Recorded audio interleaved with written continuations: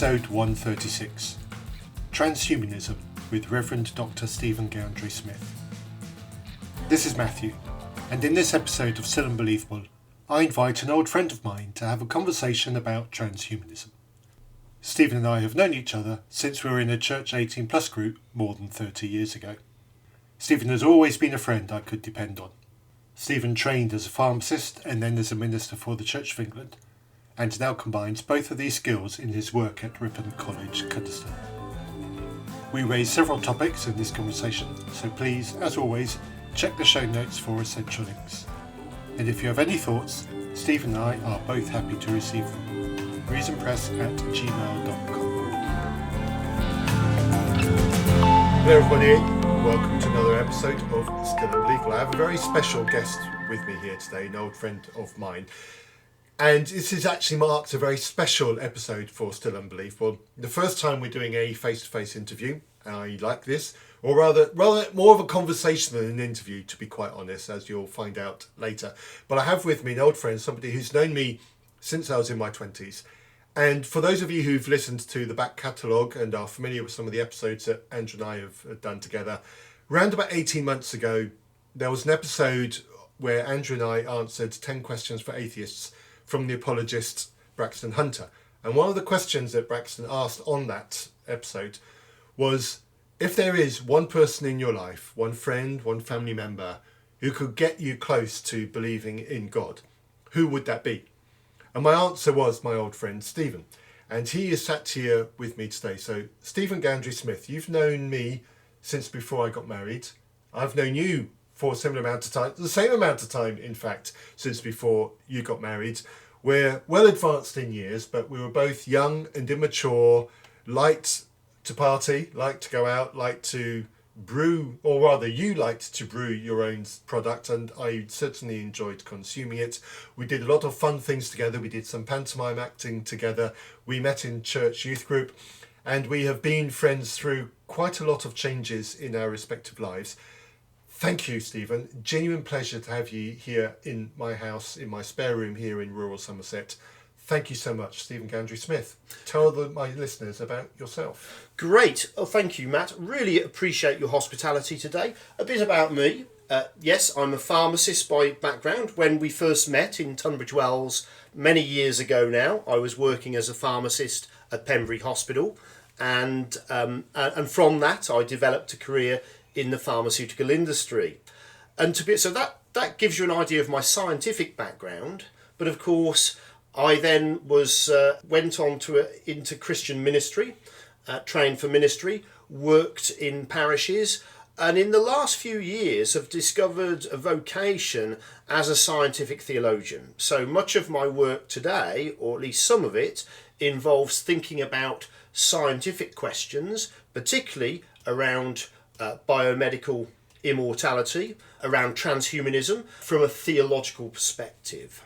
So that's a little bit about me.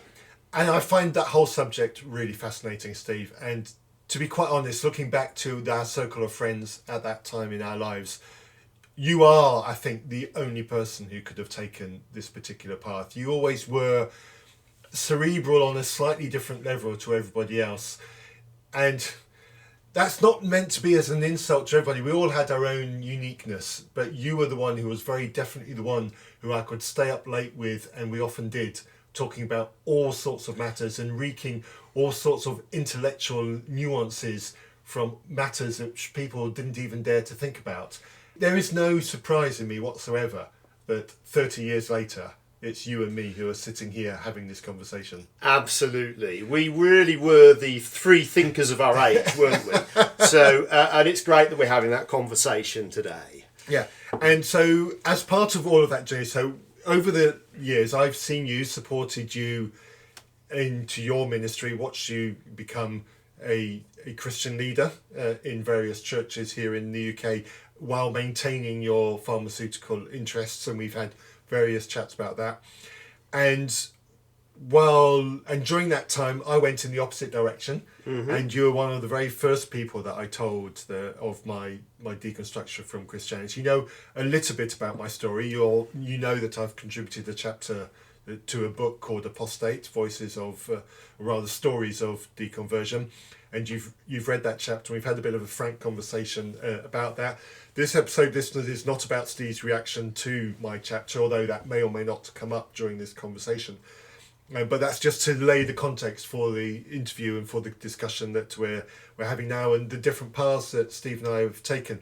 And I think what is really nice about you and the friendship that we've got is everybody who talks about the journey that I've been on talks about the fear and the loss of friends, etc.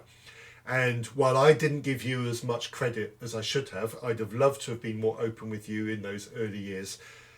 And unfortunately I wasn't. So this is my opportunity to say I'm sorry about that, Steve, because you just certainly deserved more, because I knew that our friendship would always survive this. I knew that I had nothing to fear from you as an individual in all of this. It puts a little bit of context into the fear and the disconcertment, that new word there, that happens in terms of deconstruction and eventual deconversion.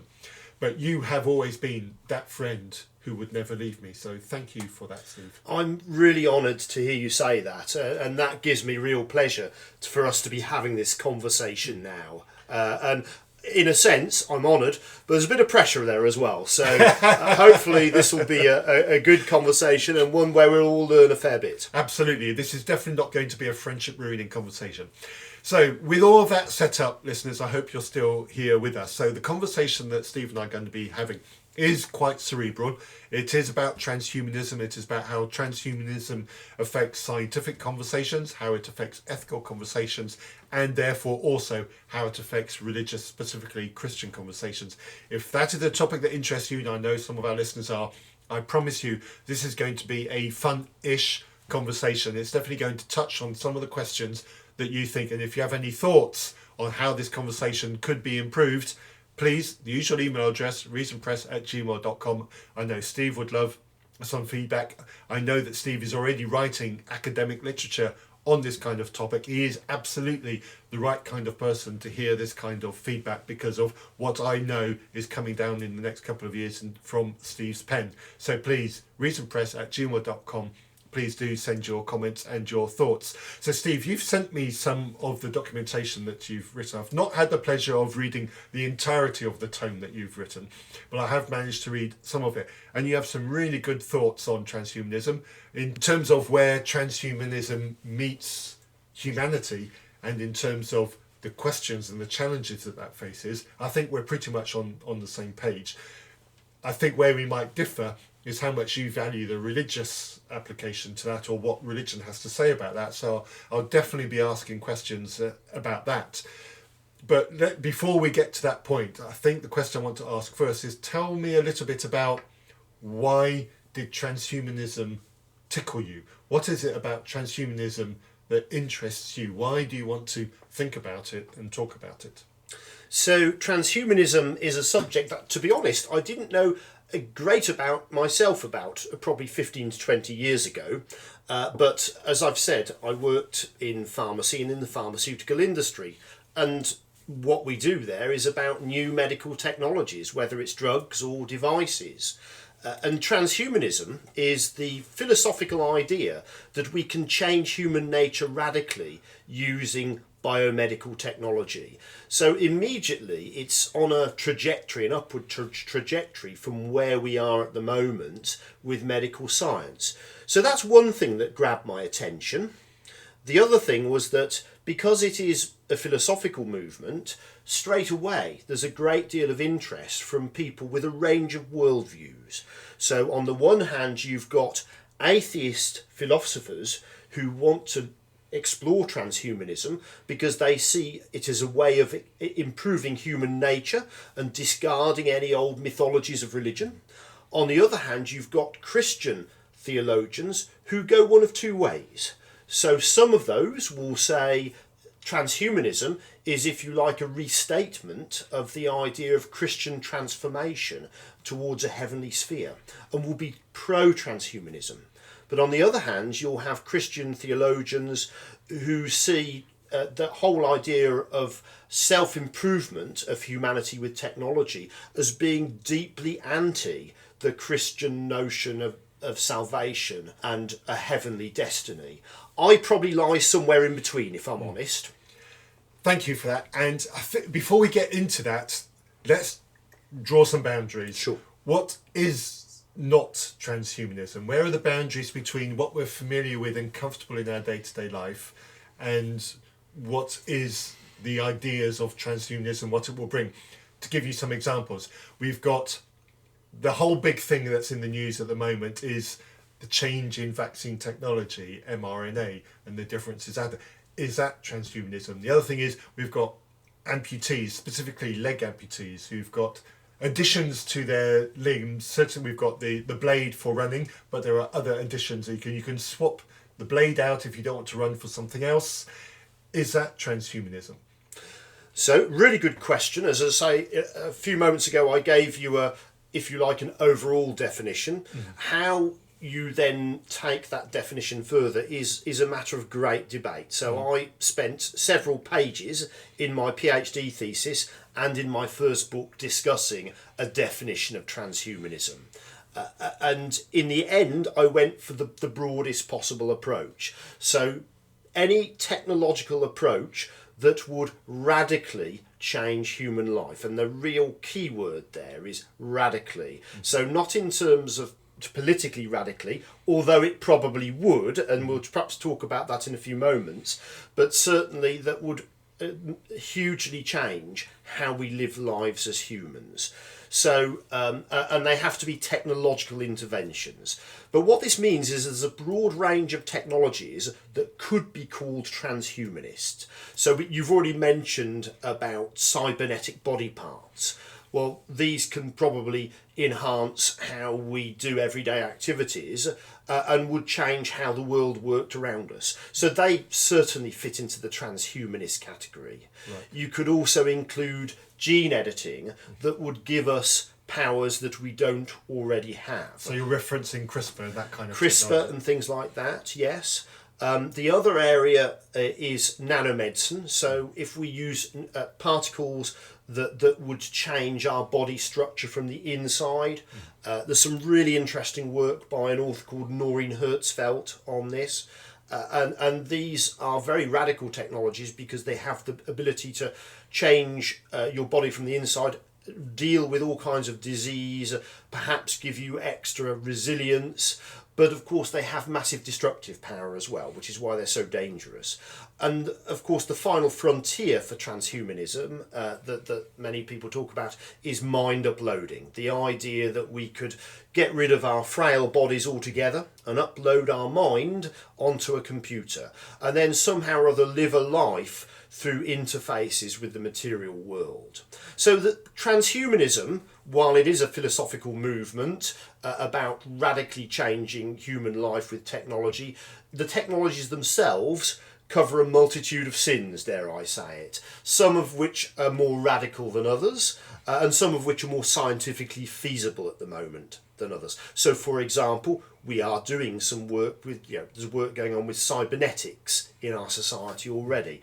We haven't got to a point where we're replacing large amounts of people's bodies with cybernetic parts yet, but you never know, it might come. Mind uploading is still obviously very futuristic, but gene editing, pharmacogenomics is already a reality, and the NHS is looking into pharmacogenomic medicine already. Wow. And as always, dear listeners, things that are mentioned in this conversation will be in the show notes. If you've listened to Still Unbelief for anything more than a couple of episodes, you'll know that the show notes are always as full as I can possibly make them with references to what's been made. So Steve's material that's out there that's published, if you've got the money to spend on it, go there, buy some of Steve's product. You'll be buying me a cider eventually if you do that. And the other subjects that we're talking about, there'll be links in the show notes to all of these topics. So check those out at the end of the episode. So you've made a couple of references, Steve, to technology and cybernetics. So let's draw a quick boundary and a quick yes-no distinction. So I mentioned blades earlier for amputees to help them run. Is there a difference then in terms of the transhumanism label if a blade is just a static piece of metal versus a blade that might have a battery and a chip in it to assist how it works? would that make a distinction between one being transhumanist and the other not, or would you say they are both transhumanist? Well, I would say that the boundary with all of these things is blurred. So I mentioned that there's various different technologies that you could group under the transhumanist heading.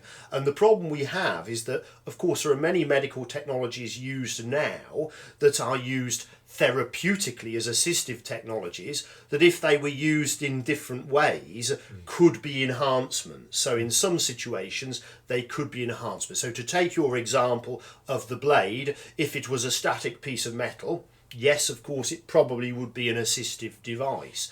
But of course, if you started making it smart with smart sensors and other forms of technology within it, then obviously you could produce something that would be very much an enhancement, because it would be able to do things that a normal person couldn't do.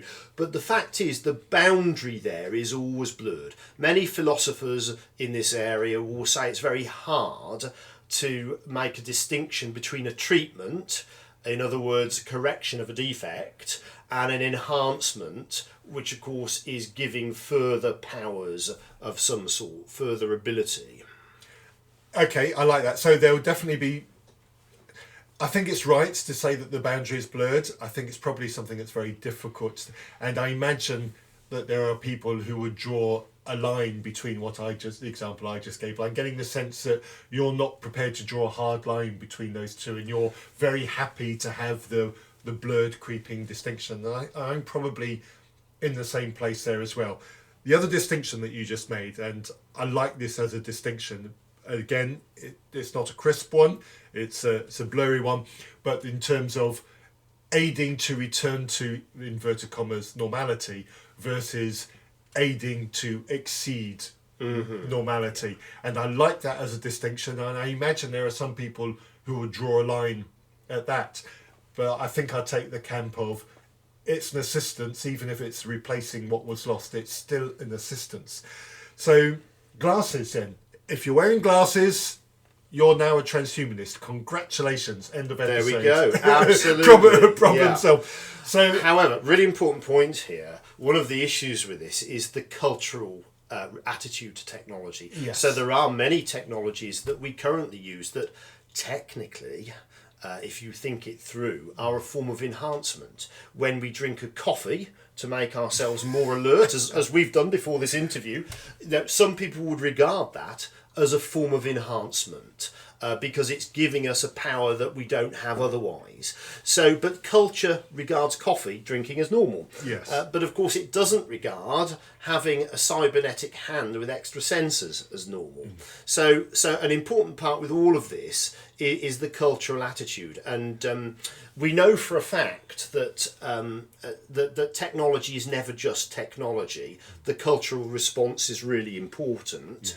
And we also know that things that we've regarded in the past as being alien become culturally normal. So, for example, the motor car, where we're used to driving around now, 100 years ago, it was all horses and carts. It was. And, we now expect to be able to drive around. Yes. So there is a cultural element to this as well. And my concern with all of this is, how can we work out what is cultural that we may well be able to supersede? How do you get the difference between that and the situations where there are some ethical lines we want to draw? And that's what a lot of my work looks at. Okay.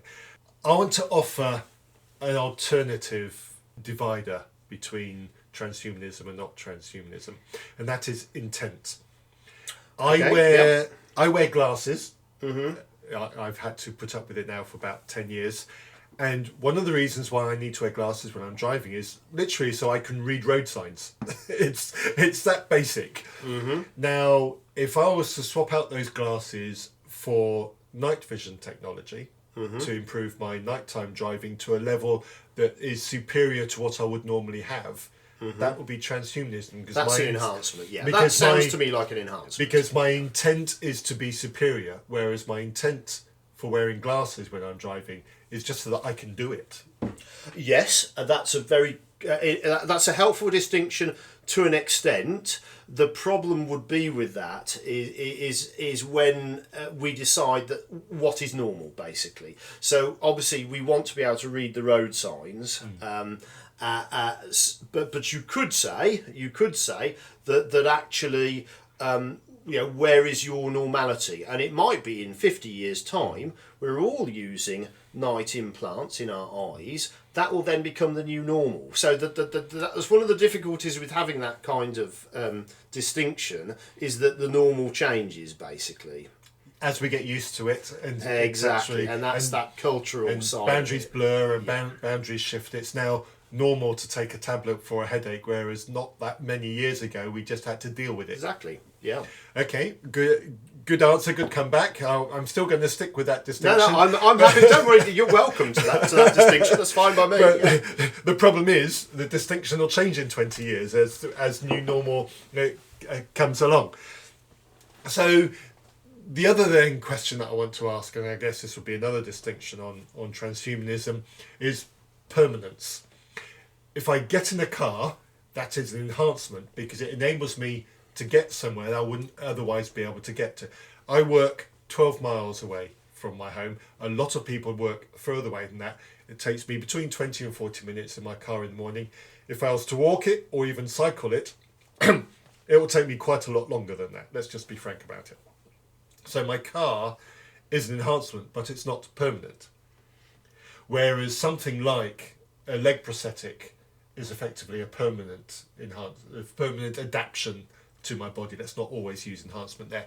So I would like to offer that as a distinction. I think that's an important one to think of. So at the end of the day, many medical technologies at the current time are not permanent. But what about those procedures that would be irreversible? So the whole mind uploading scenario. If you've uploaded your mind into a computer and your body is defunct, then actually that's not something you can easily come back from. And indeed some of the cybernetic things are things that you've pretty much got to live with. So permanence is helpful as a distinction, and it probably is certainly one of the factors that you would want to consider. And of course the problem is, one of the big ethical issues is that if you are going to do something is irreversible, that puts there's a lot more riding on that. And knowing it's the right thing, which is not always easy. No. And that's a good reason to be particularly careful about more permanent changes. Now, you've, for the second time now, and I ignored it first time round, so I'm not going to ignore it this time round, you've mentioned mind uploading. It's a very fanciful idea. It's been in science fiction multiple times before. But just for clarity, you're not talking attaching sensors to the human skull and a machine reading those sensors. You are talking the actual removal of the brain activity, all those neuron sparks, and replacing them or placing them in a separate computer chip which is replicating exactly the same process. Absolutely. So the authors Ray Kurzweil and Hans Moravec, both of whom are very techno-progressive, talk in quite graphic terms about doing this. But you're absolutely right. It's about basically downloading the informational contents of your brain onto some form of computer, some form of silicon hardware, and getting rid of your body, and then living your life as information rather than as an organic person. You're quite right, it is very fanciful, and this is one of the areas where transhumanism is very interesting to philosophers, because of course this is a great mind game, isn't it? So it's a good thought experiment, and many of them have conversations about is your identity the same as it was before? And most philosophers say, well, it probably isn't, no, because you're no longer the same person. And they will say, well, can you have an authentic experience of the world around you? We're pressing Descartes' idea of I think, therefore I am to the limits there. Are we only our thoughts? So philosophers love these kind of questions, of course. In terms of is it fanciful? I have heard some people seriously saying that we can do mind uploading in the next 50 to 100 years. I don't want to be one of those people, if I'm honest, but I do hear, some people saying that it's not scientifically feasible now, but it might not be that long in global terms before it is. Interesting. Do you have a gut feel? I think it's some way off yet, if I'm honest, and I think the main reason it's some way off is for cultural reasons. At the end of the day, we like being embodied people, and actually there's an awful lot of stuff we'd have to change about how we lived lives if we were going to live in silica lives. Yeah. So I can't see it catching on culturally, if I'm honest. No, there's a very interesting comedy program called Upload, which is on one of the streaming services which I've watched. It plays with this idea in an intriguing way. It makes it very light. I enjoyed it. I don't think it's anywhere close to what the reality would be. But my thoughts on this are, I'm not convinced it will ever be possible, let alone achievable.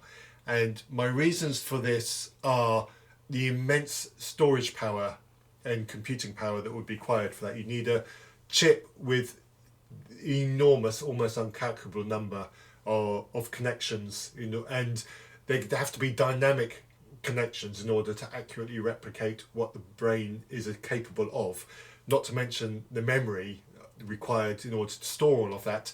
And then on top of that, there are uniquenesses in the human brain, like for example how memory is stored and how memory functions and how we activate and retrieve our memories, which I'm not convinced will ever be possible to replicate in a chip function. So I'm going to call it and say that I actually don't think this could happen. That's interesting. I think with quantum computing, we stand a chance of having the processing power available, but I do share many of your doubts, certainly around the whole question of how a computer would interpret a human mind. And I think there's a huge number of questions there that are unanswered, and I think there are a lot of unintended consequences. Yeah. So for that reason, as I've said, I don't want to be uploading my mind anytime soon. And my other thought on that is the only way you could accurately replicate the human brain in chip form is you'd have to know the intricacies of every single connection within the brain. And I don't see how you could possibly do that in a non-destructive way. No, absolutely. We are talking about, and I think either Ray Kurzweil or Hans Moravec talks about this in very graphic terms of removing a person's brain while they are still technically alive, and basically removing all the information from it in all kinds of different ways, neurally and through kind of brainwave mechanisms. So I agree with you. I don't think it's possible. Or even if it becomes theoretically possible, I think it's hugely problematic. Yes, quite. And if you do it at end of life when someone's got dementia or something like that, all you're doing is creating a computer with dementia. Who would want that? Absolutely. Yeah, absolutely. Good thinking. Absolutely. So, but let's get on to things that are more reasonable, more possible, and potentially more interesting. And that is how transhumanism could transform, improve, change, challenge our lives and the way we think within our lifetime. So we're talking 20, 30 years time, and for the younger listeners, 50, 60 years time. What are the realistic scenarios of things that we could see happen that we don't see happen at the moment? Well, there are some things I've said that are already on the horizon. So the kind of CRISPR gene editing technology, we could be in a position where we could fairly quickly eradicate certain disease. If you did that in the germ cell lines, you could eradicate some diseases. Now, there's questions about that. Is that, do we really want to eradicate a certain kind of person? And is it about the disease? Or is there some social component about that? And many theorists of disability will say that the social component is really important. So I don't think even using gene editing, which we are closest to using at the moment, it's not without its problems. But I think that's an area that will become more and more of an issue. Okay. In terms of cybernetics, I think we're poised to have a huge revolution in that area. So we've got some cybernetic parts being used in terms of limbs, but also a lot of smart components like prostheses, interactive wearables. I think there's a lot of potentially digital technologies that interact with the biological body that could become huge in the next 50 to 100 years. In terms of other forms of technology, we've heard quite a bit about the idea of brain implants and neural threads where we can think our thoughts onto our mobile phones. That's not that far off, but I think there's still work to be done on that for the same reasons as mind uploading. But I think that's not as far off as we might think. Now that leads us into an interesting area because we could be in a situation where our thoughts may not be as private inside our skull as we'd like them to be. So I think that technology in particular raises ethical issues for the same reason. So yeah, I'd say the gene editing stuff is close. I think that the whole area of cybernetics, particularly brain-computer implants and interfaces, is going to be could be a thing in the fairly near future. I definitely have questions over the latter, but before we get to that, let's go back to the eradication level. Certainly, there are a myriad diseases that we could all list that we would all celebrate the death of. Yeah? So that's an easy conversation to have. Yes, we all want those diseases gone from society. It makes life better. It makes us better able to function in society. It makes us better able to feed our loved ones, etc. And we're also talking diseases that affect animals as well, which makes life for all of them better. We pretty much all agree on that. Let's put that one to one side. Let's get on to more fundamental, more challenging ones. So let's pick on schizophrenia for as a play. Generally accepted to be a net negative to humanity. Yeah. Let's play pretend for a bit and imagine that there is a way that we can accurately both detect and fix schizophrenia in the womb. So mother takes a scan, your child is going to have schizophrenia, it's going to develop it's going to become apparent from age whatever, and it's going to get worse. And we know from his history that people with this kind of schizophrenia are very likely to do bad things after the age of 30 because of the way that it impacts their behavior. We can fix that so that this will not affect them, and we can do that through whatever the treatment is, whether it's a drug or a nanotech. How is not the important question here. Is that a road that humanity should do if they could do that? So I think we shouldn't rule it out. One of the issues with fixing is the whole kind of idea of fixing. So, and we're seeing this already with the use of Ozempic, the diabetes injectable medicine for weight loss. So some people see Ozempic as a way of fixing obesity. You know, if someone uses this, they will straight away. They don't have to go through all of the tiresome stuff with diets, self-disciplined eating, and so on and so forth. You can just, if you like, deploy the magic bullet. The problem with that general approach is it's tempting to do it and not think of the consequences. It also sidelines the important task of thinking, what does this mean for me in terms of my moral life, my development as a person? How do I discipline my life in terms of living with this condition? Now, I think you're right. There's some conditions that will be compelling to give that fix. But as I say, the idea of a fix as an instrumental, we press the button or we give the drug and bang, it's changed, is always, we need to be a little bit wary of, because it does circumvent some of the processes that we involve with learning to come to terms with how we are and how we might want to develop and grow.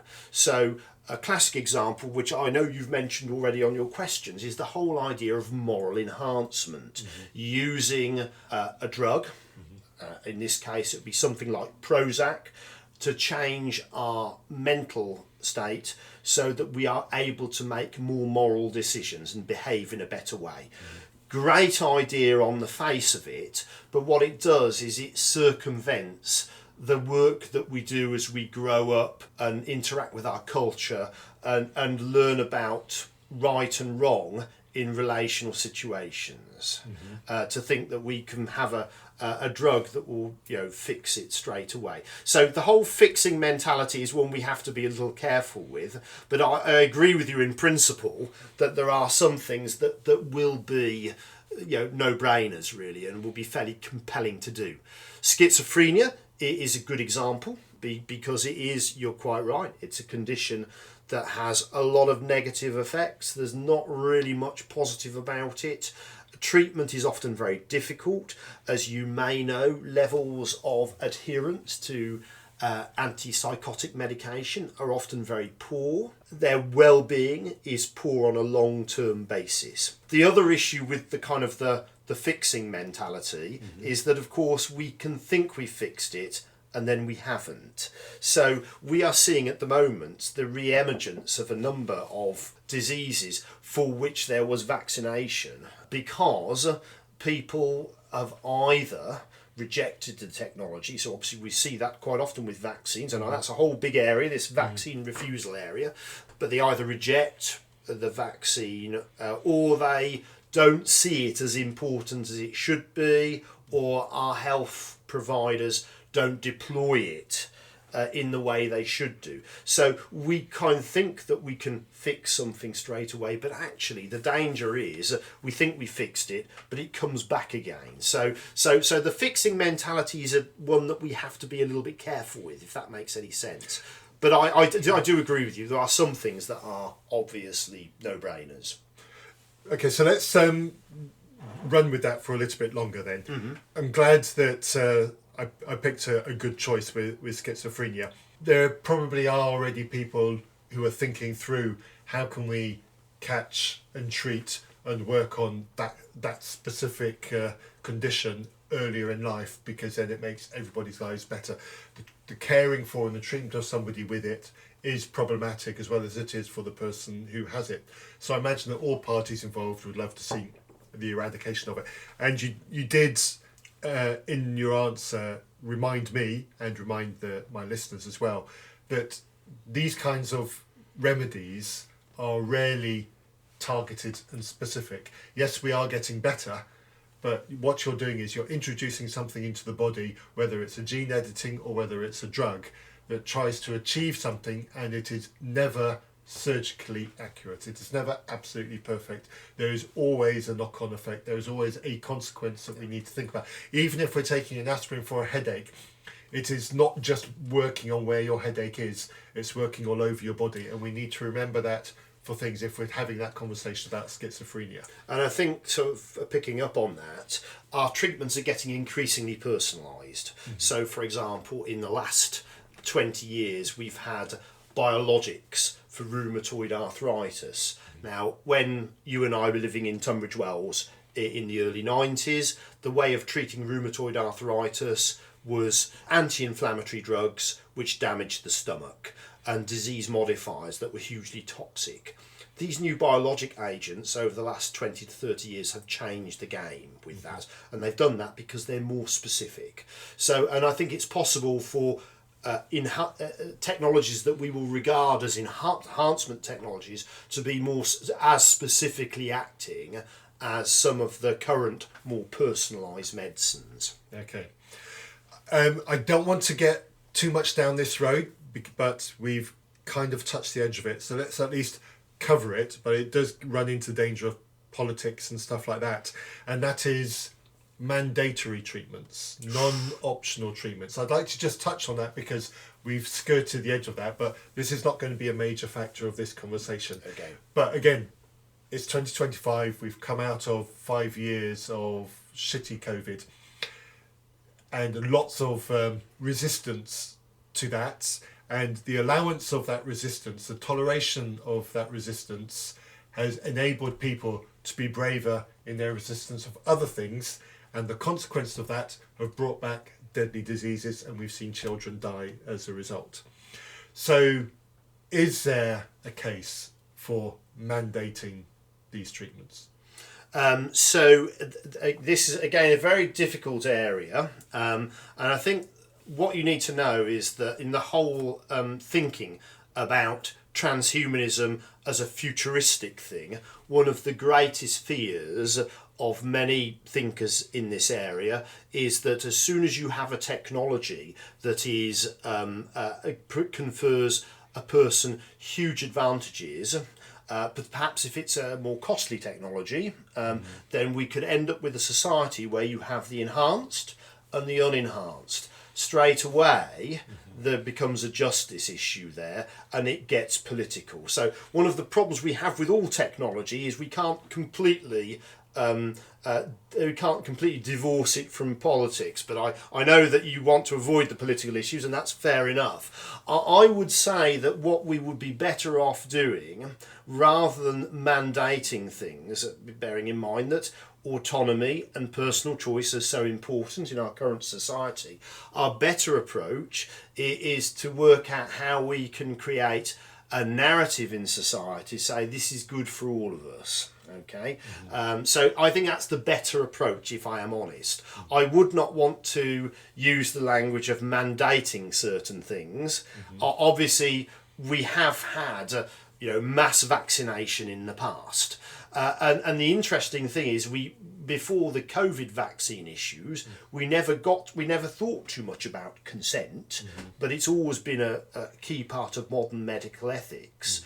But now we do think about consent. But what we do know is that vaccination programs, certainly in the from the 50s onwards, mass vaccination programs were very effective in terms of healthcare. So I think what we have to do is, rather than get bogged down in the mandating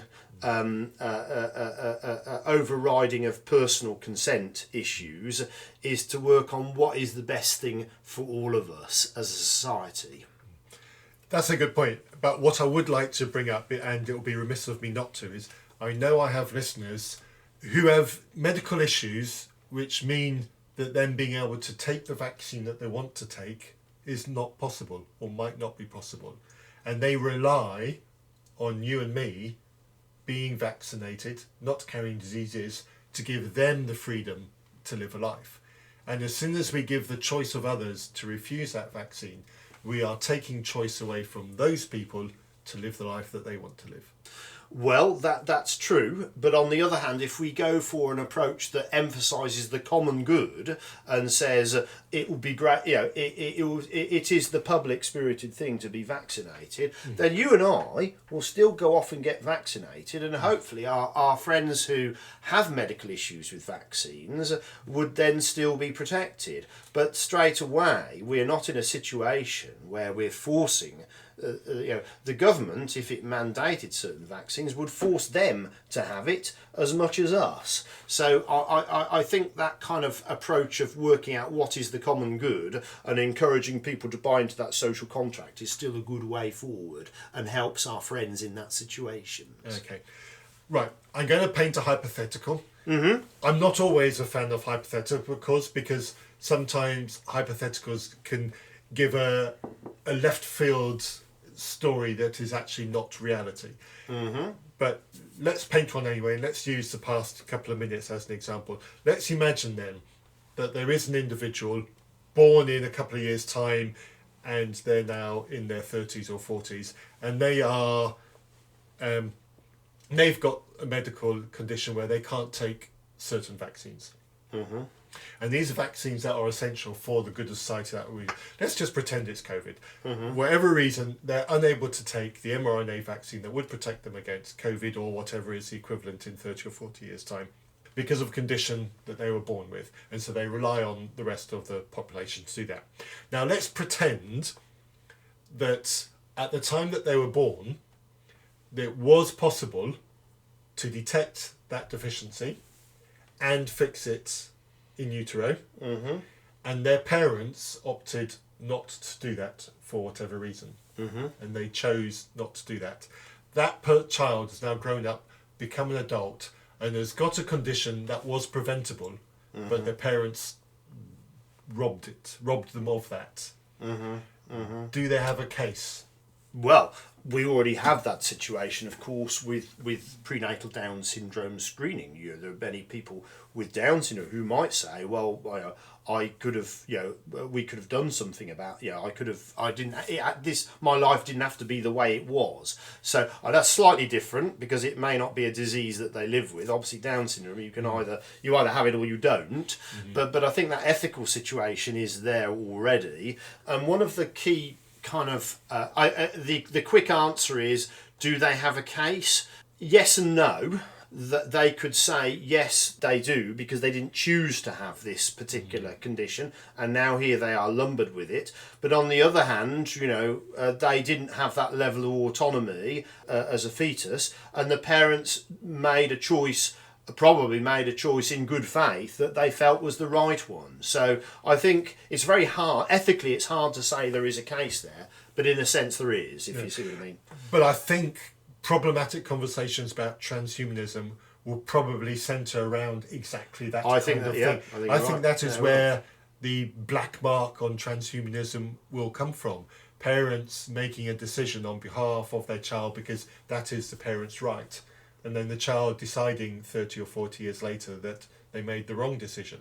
And it might be something as innocuous as choosing your eye colour, or it might be something as serious as a curable disease which the parents chose not to cure. And of course that could work both ways. So the parents could well have decided to avail of some great new technology that would improve their child's cognitive powers. Unfortunately, we now know 30 years later, it gives them psychotic flashbacks, and they are now in a situation where their mental health is poor because of the unexpected consequences of what at the time was thought to be a progressive technology. One of the big problems... You're talking about thalidomide here, aren't you? Yes, thalidomide is an example of that kind of thing. In a sense, it's not quite the same. Thalidomide was a medicine for morning sickness. So it was seen as being a relatively uncontroversial intervention, but it had these completely unexpected consequences in terms of its effect on the unborn baby. But absolutely, these situations happen already. So I think my point is that you can blame the parents, but they may have made a good faith decision, and it might be whichever decision they make, it could be the wrong one. Either way, there will be court cases in the future over this. So you're right, yes. Yeah. Whose job is it then to think these things through and make sure that these challenges, these difficulties, these potential problem areas are both predicted and thought about? So one of the problems we've had, as I've already alluded to, the fact that we have unintended consequences. So any medical intervention, what we would hope is that we know some of some of the benefit effects that it'll have. We'll know some of the side effects depending on how long it's been on the market. But we never know what it's. There may well be unintended consequences that we don't know about. We know that with some of the medical interventions we have currently. The problem we have in future is more radical, more invasive medical interventions in future are likely to have more unintended consequences because they work at much lower levels in the body structure and in our physiology. So I think the risk we face is that these unintended consequences will be more in future than they are now. And one of the problems we have is that at the moment, and in fact in any area of technology, the law usually struggles to keep up with technological progress. So we're seeing this at the moment, aren't we, with the AI debates about AI and how we regulate AI. Well, we're nowhere near that. And I think we'll have similar issues with biomedical technologies that we could class as transhumanist, basically. I think what will happen in future is that there will be specific cases over which there will be a court battle and a precedent drawn. How that will go, it's hard to say at the moment. So now, I'm not a lawyer, so I can't tell you how that might go, but certainly one of the principles that in ethics and philosophy is that you can't hold parents too responsible for the decisions they make in good faith about a child, even if it doesn't turn out right, if you see what I mean. Okay. So it'll be interesting to see in the law how that pans out. The obvious concern in that case is often in edge cases like this, the law tends to swing to the party which has got the most cash to burn. Indeed so, and that will be... and this, of course, is why some of these issues are inherently political, because at the end of the day, they are often settled by those with the power and the money. Mm-hmm. So that's why it's all very tricky. And this is why we need areas of study, areas of questions, philosophers, etc., who are unimpinged by the political elites. Absolutely. So yes, that was a dig at a certain country at this moment in time. Yeah, no names, no patron, of course. but part of the work I do, as you know, I'm largely an independent scholar. The work I write is my own opinion. I don't have financial support to do it, and I do that. I can say what I really think, or I can at least be freer with what I hope is the truth about these things. Yeah. And dear listener, if you have money to burn and you want to influence the way these conversations go, you know who to contact. Indeed so. Yeah. We all have a price, don't we, Steve? Indeed we do. We do. I just haven't discovered. No one's offered me mine yet, and it's very, very low, I promise you. Quite so. We haven't gone there yet, so let's go there. You are also an edgy theologian. You do stand up, you have served churches. Mm-hmm. You do think about these things through your Christian faith. You don't separate your Christian faith from these thoughts. Mm-hmm. What has religion got to offer in these cases? The important thing with thinking about these things from a religious perspective is that actually, whether or not we have faith, personally, a lot of people in the world do. Mm-hmm. So we can't ignore the religious angle, even if we don't espouse any particular religious faith. Now, I come at this from a Christian perspective, and that's about my kind of long-standing commitment to the God and Father of Jesus Christ. I recognise that there are people thinking about this, and in fact I review them in my books, from a Muslim, a Hindu perspective. A lot of the people in the world have faith, and I think the problem we have is that technology is never just about technology, it's about value. All of these people of faith will come at these technologies from a perspective of value. So the question is, what is it about the technology that will enable certain religious values to be lived out in people's daily lives, and what won't? One of the ideas that I'm very clear on, that I expound in my most recent book, is the idea of how can we make technology what we call a common good, something that works for everyone in a pluralistic society. The common good is a really good idea because it touches on the one hand, the Christian tradition, obviously from the likes of Augustine and Aquinas, and of course more recently the Catholic Church with Vatican II espoused the idea of the common good. What we need to do to uphold human dignity everywhere, to ensure equality across society, to take a view that an individual's life is good when society is good. All of this is good stuff. Obviously it has political connotations, which we won't go there now. But the other important thing with the common good is that actually this is not just a Christian idea. Many Enlightenment thinkers were keen on the idea of the common good.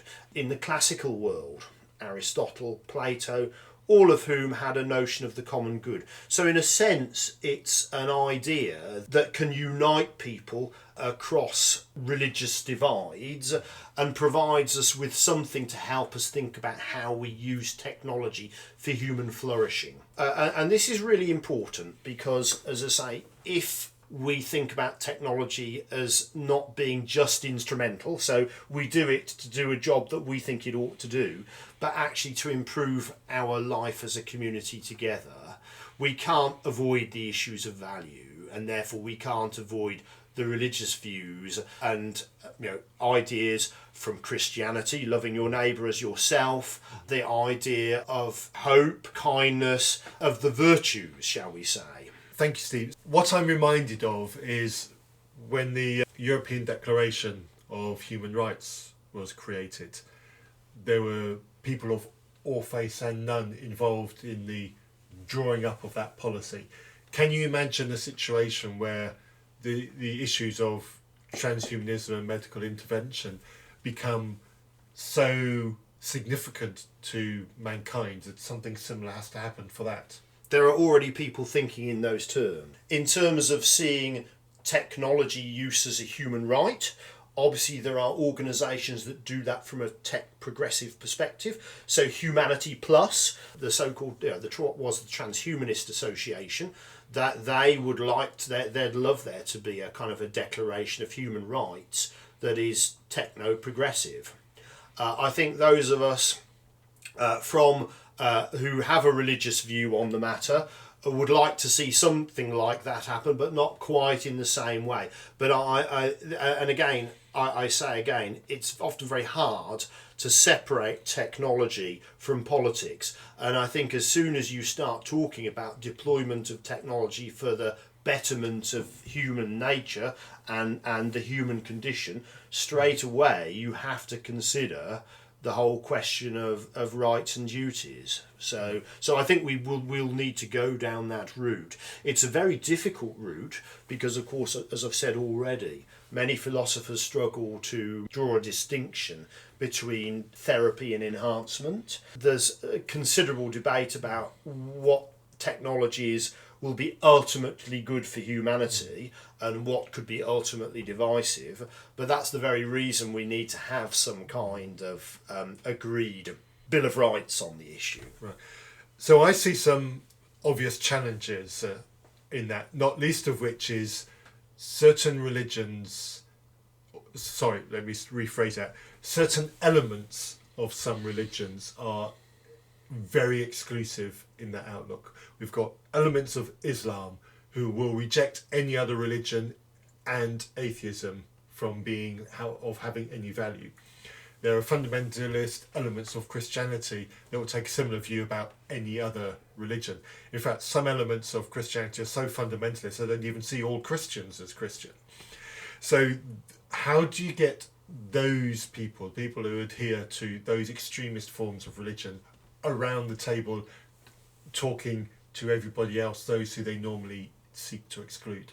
Hopefully there is some means of doing that. What we do know is that already that is the case with the human rights that we already have recognised in international law. As you know, there are some countries and some factions of people who don't want anything to do with those and will opt out of them, if not illegally, then by trying not to enforce those rights in their countries.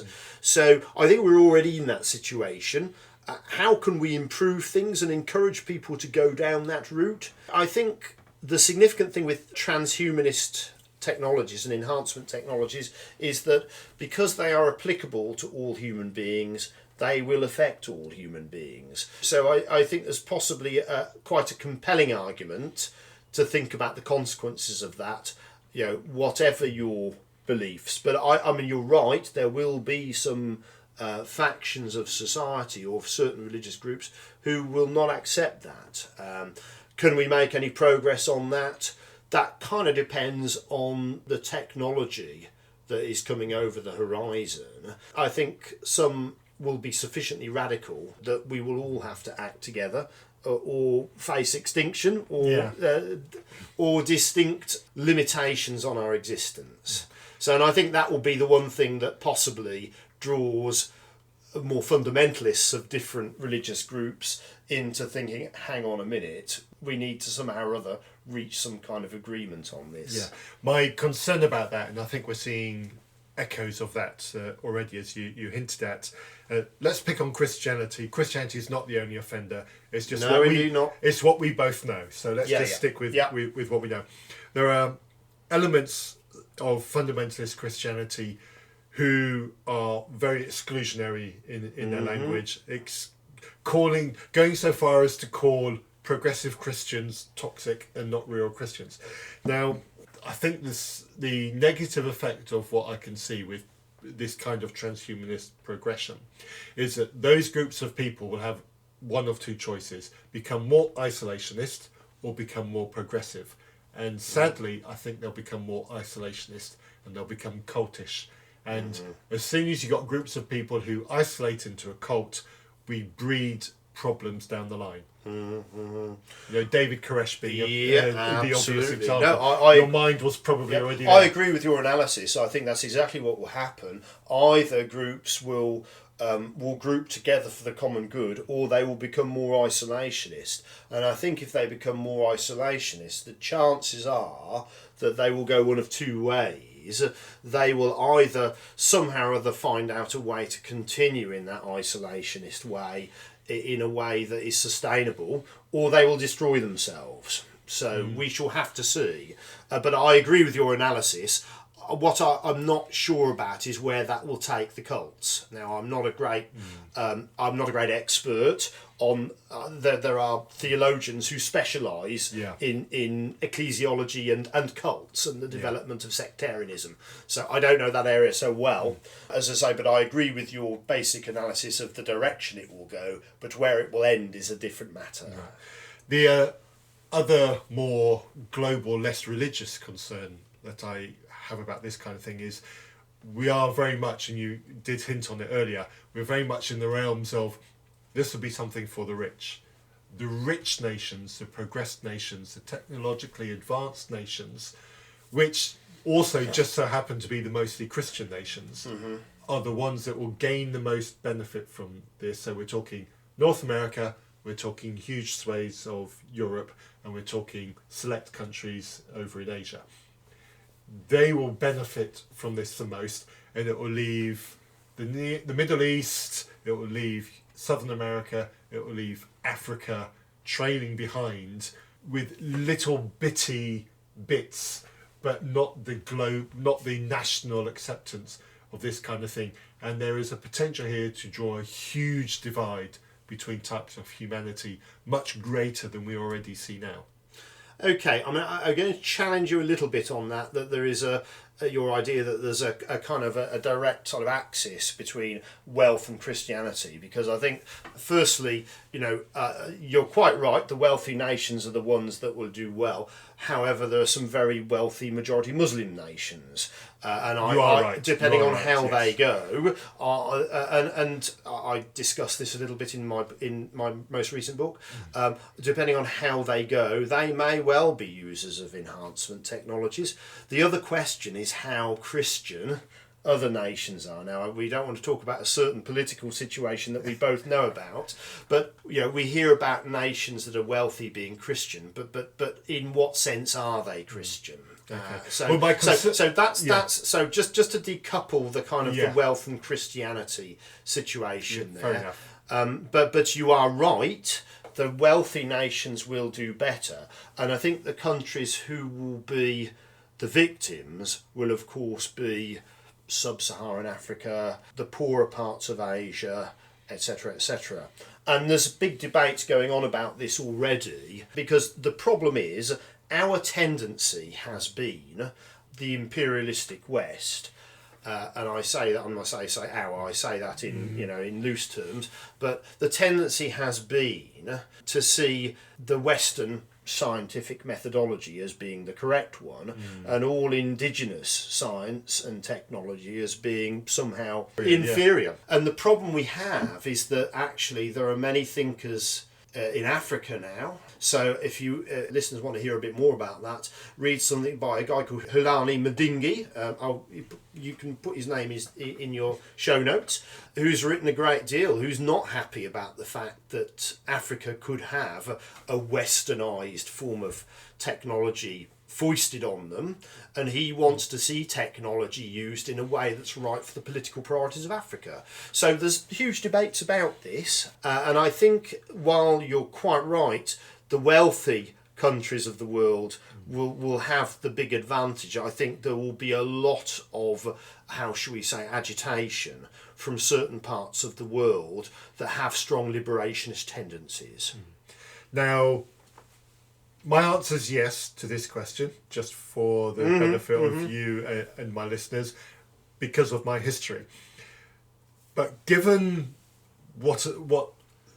given the humanity's progress or lack of progress in various areas over the last 600 years, do the current more wealthy countries, Europe, North America, parts of the Middle East, do they owe the poorer parts of the world when it comes to this kind of technological advancement? Do we have a debt that we should pay? Do we owe them to bring them up to our level on their terms? Like I said, my answer is yes. Okay. So it's a good question, and the problem with it is that the Western, the wealthy Western way of thinking would be on our terms, and actually they would probably, I think there are many, from what I've read, there are various thinkers in Africa who are very interested in these technologies, and they do have a progressive vision. You know, these are people who faced often huge disruption in their own countries, civil war, corruption, crime, lots of issues that they want to see a better life for their people. So they've got, but they see themselves as doing that, in a way that is that is, if you like, commensurate with their traditional ways, their forms of technology and indigenous medicine. So I think there's huge debates about that, and the danger with the wealthy countries owe the poor countries something is probably not quite the right dynamic. What I would hope we can do is work out how we can all together work towards a future that is right for more of the world than we have at the moment. Fair enough answer. I'm going to stand by my claim that we owe them. Okay, yep. But you're right, there is a better way to message it. I still see it as a debt that we owe. But the way I would, I think a constructive way of messaging. Let's say it's a duty, that perhaps we have more of a duty to try and ensure that there is better, the better distribution of wealth, because after all, we have the wealth as the wealthy countries. So we have a duty to think about what we can do for the whole world. That's definitely a less triggering word to use. So let's go with that. Yeah. The way I would want to sell it, though, isn't using that language. The way I would want to sell it is, it's better globally is, and to use a word that you used in the documents that you sent me, if there is greater equity around the world, we by default get a safer, less transient world, and a world that everybody is happier with their lot. Immigration is a big thing that the wealthier countries are dealing with, but they're dealing with it by becoming isolationist, by saying, get out of my place. Whereas the solution is not to dissuade them from coming by making us less attractive. The solution is by making where they're coming from more attractive. I agree. Absolutely. And because that's where they really want to be. They want the place that they're leaving to be better. Well, put simply, they want to be in their home and for their home to be a safe place. Yes, exactly. So this is what you and I mean when we use the word equity. Indeed, and yes. The duty that we have is to ourselves by making the whole world a more equitable and better place by sharing what we have with those who aren't there yet, because it makes everybody more happy. Absolutely, absolutely. And this is, from a Christian perspective, this is entirely consistent with, obviously, biblical messages about justice. It's entirely consistent with, for example, the account of the Good Samaritan. The Samaritan was a much hated figure, and yet he helped this Jewish person by the roadside. I won't go too much into biblical literature, but there's plenty of examples of Christians who are outward looking in terms of their charity and their justice. Thank you for that, Steve. And a reminder, listeners, I'm here with my old friend, Stephen Goundrey-Smith. Steve and I have known each other for more than 30 years. We're both in our 20s. We're both enthusiastic young men with dreams of the future and no idea what life was actually going to bring us.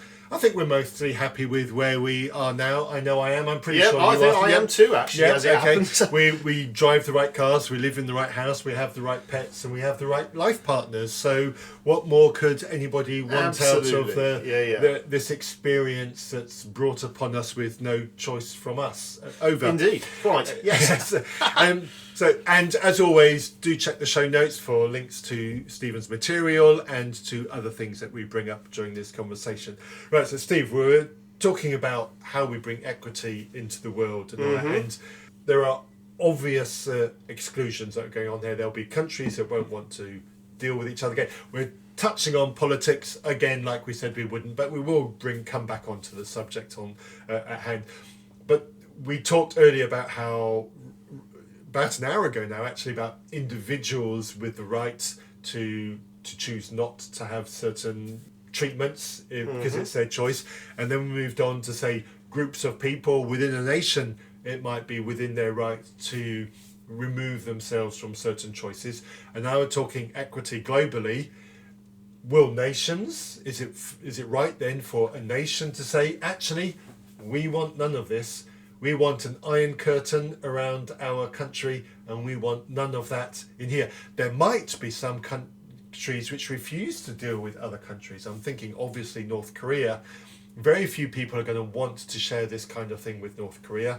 North Korea might not even trust any of this technology. So we're creating, by trying to make equity around the world, we are, given today's current politics, probably de facto creating an even more pariah state. Okay, no, interesting questions, and I think yes, I think we're kind of slightly straying into the realms of international relations. We are, here, which we are not experts. Which on. Again, we are not experts. So we are many things, but not experts in international relations. But what I would suggest is that we do have this already in a non-technological world. So we have some countries that are very isolationist. Others are more generally willing to work together, quite usually on certain cultural and ethnic axes in terms of who wants to relate to who. So there's always some tensions there, but we kind of have this diversity already. In terms of the future, I think it is true that there will be to think that we can get to a global situation where we have a globally agreed technological vision, I think is a long way off. But what I hope we can do, and I outline this in my most recent book, is that if we can at least develop a way of innovation that would work in terms of the common good, we could at least get a chunk of the Western world on board with that. And maybe some other countries. Now, I talk a bit in my book about the role of NGOs, non-governmental organisations, and their role in being technology arbiters for a global situation. And again, there's a few political issues here which I'm not going to touch on, but I do think those NGOs have an important role to try and get as much of the world on board with some kind of common technological vision. Yeah. So what you're saying then is it'll be a tragedy if a certain national leader started firing those kinds of people indiscriminately. I wouldn't like to say, to be exact, but it would be great, wouldn't it, if as many of us could work together as possible. Yes. Mentioning no names, of course. Mentioning no names, of course, right. Absolutely. But to bring it right round full circle and back to the topic in hand, Yes, of transhumanism, course. etc. What we see in culture today, in terms of the gap between the haves and the have-nots, is probably the greatest it ever has been in modern human history. Won't transhumanism just make that gap bigger? Oh, it certainly will do. Absolutely, yes. So actually, yes, already we have an issue around social justice. And the danger is we might want to embrace technologies that will make the problem worse. So my view on the matter is that we will have to think very carefully on how we use technologies to not just not make the problem worse, but actually to try and improve the social situation in a technological world. So, and I discuss at some length about this, the extent to which we use technology with a responsibility, and I use. And I don't want to get too deeply into theology at this point, but I use the idea of the created co-creator. So the biblical view is God created the world. A fairly modern theological concept is that we are co-creators, so we share in God's ongoing creative power as human beings working with science and technology.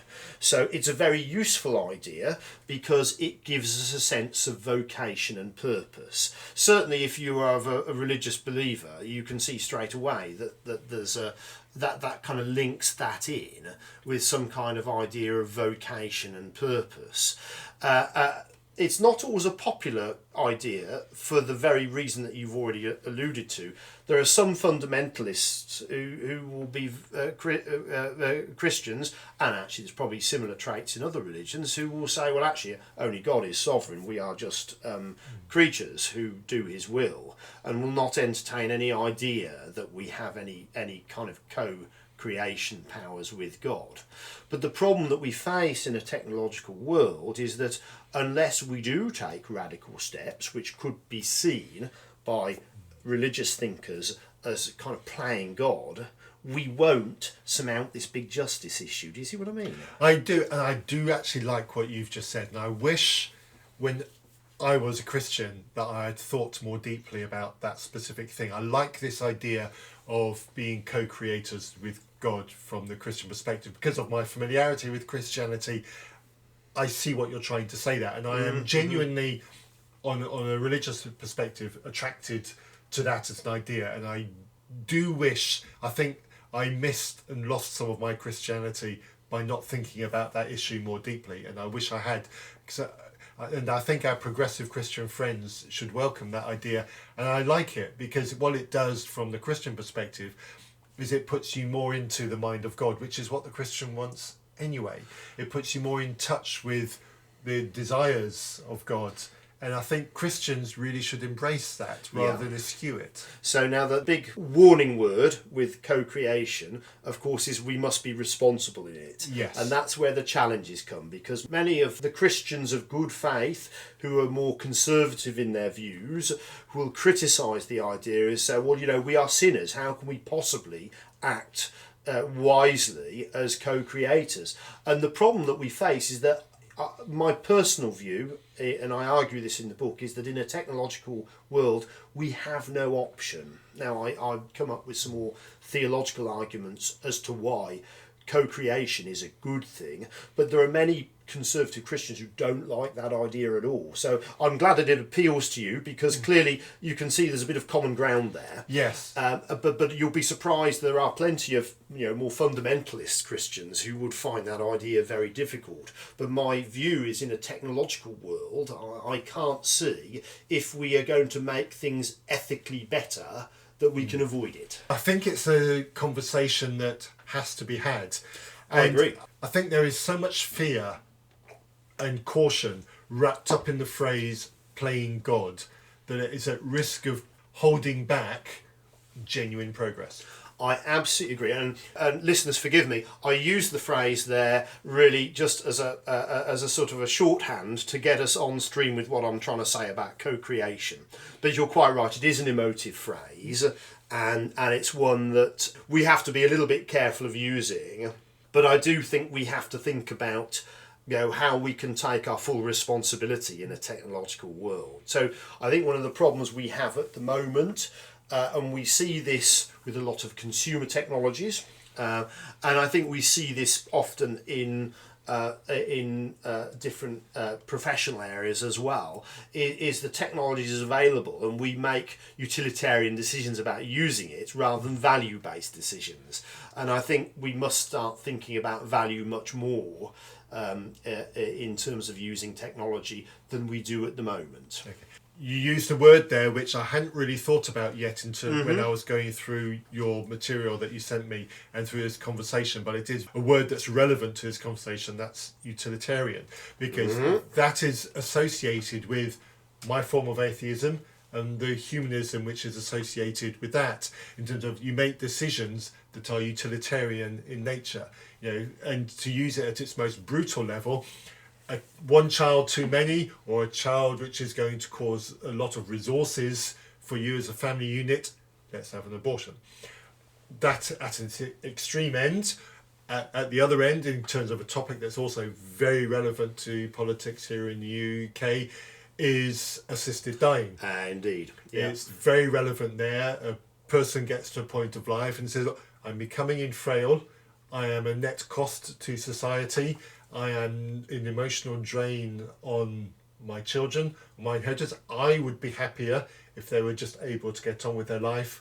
It is now time for me to press the button and check out. And that is very much a utilitarian decision, a decision that I think we should allow people to make within certain safeguards, obviously, but I think it is a decision that people should be allowed to make if they choose to. How does this ethos of utilitarianism meet transhumanism and what that offers, and what does religion have to offer between the two? Okay, so again, really good question. Let's not talk about assisted dying. We'd be here for another podcast, I think. So, but thinking about utilitarianism in how we use medicine and technology. The situation is that for actually a long time, since Jeremy Bentham, who was the great physician 2 centuries ago, who very much took a utilitarian view, the greatest good for the greatest number in medical situations, we've been using this kind of thinking for a long time for a lot of evidence-based medical decisions. So, guidance produced by organisations such as the National Institute of Health and Care Excellence is evidence-based, and it is essentially utilitarian. It is saying, if we use this drug in this patient population, we will provide the greatest benefit for the greatest number. So it is utilitarian thinking. The problem with utilitarian thinking is when you start getting bigger questions than the treatment of our disease and whether our well-being is at 8 on a scale of 1 to 10 or 10.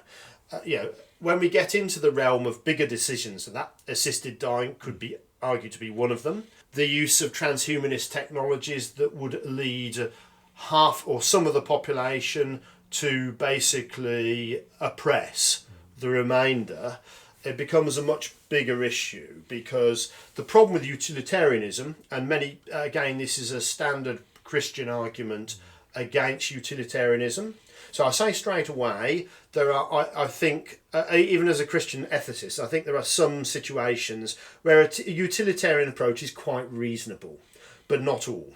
So the problem with utilitarianism is that it's all about numbers only. So it's about, if there's 10 of us and you have a treatment that will benefit 9, then go ahead with the treatment. The Christian view is that actually we need to consider the innate worth of the person as well. So actually, if you have very radical medical technologies, you'll be in a situation where you might choose a technology that will have a beneficial impact on a lot of people, but the people that it doesn't have a positive effect for, it would positively have a negative effect. And the problem with utilitarianism is that it doesn't take into account our individual worth and value as people. So with a lot of transhumanist technologies, the unenhanced, their dignity could be impugned as a person.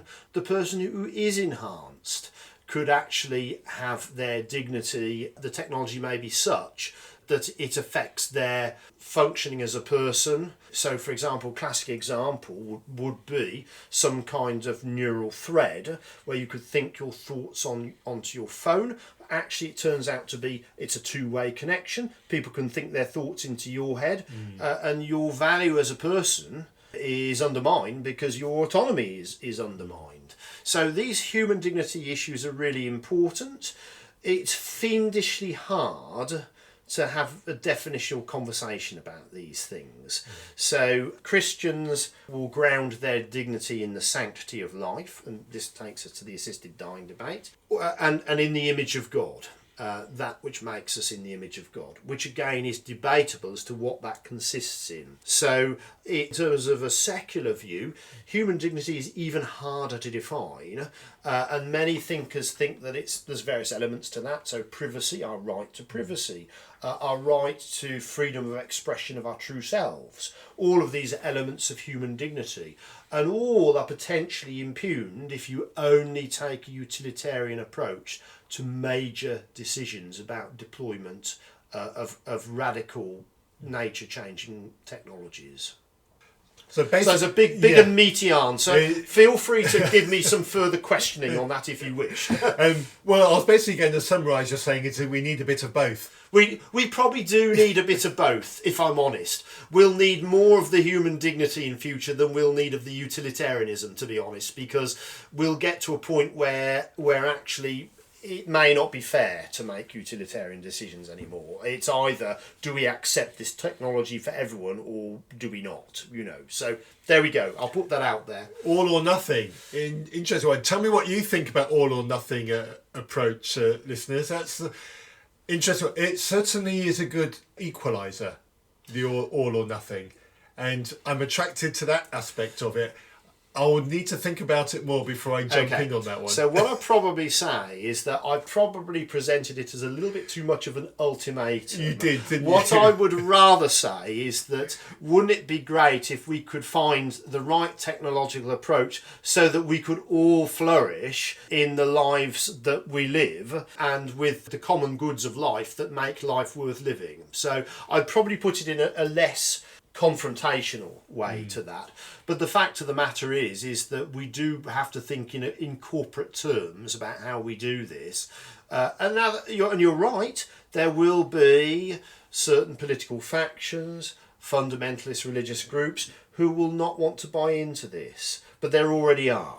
So that's kind of how I think about the technology. So all or nothing is probably putting, but I'd love to hear some debate about that. Yeah, I'll need to think about that through before I start poking back.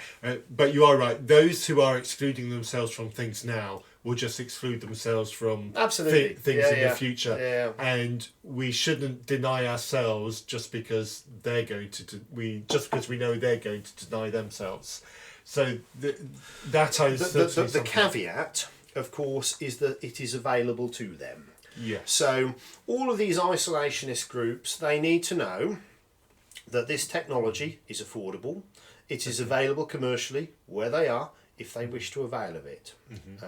So they may choose not to, but it needs to be available to them.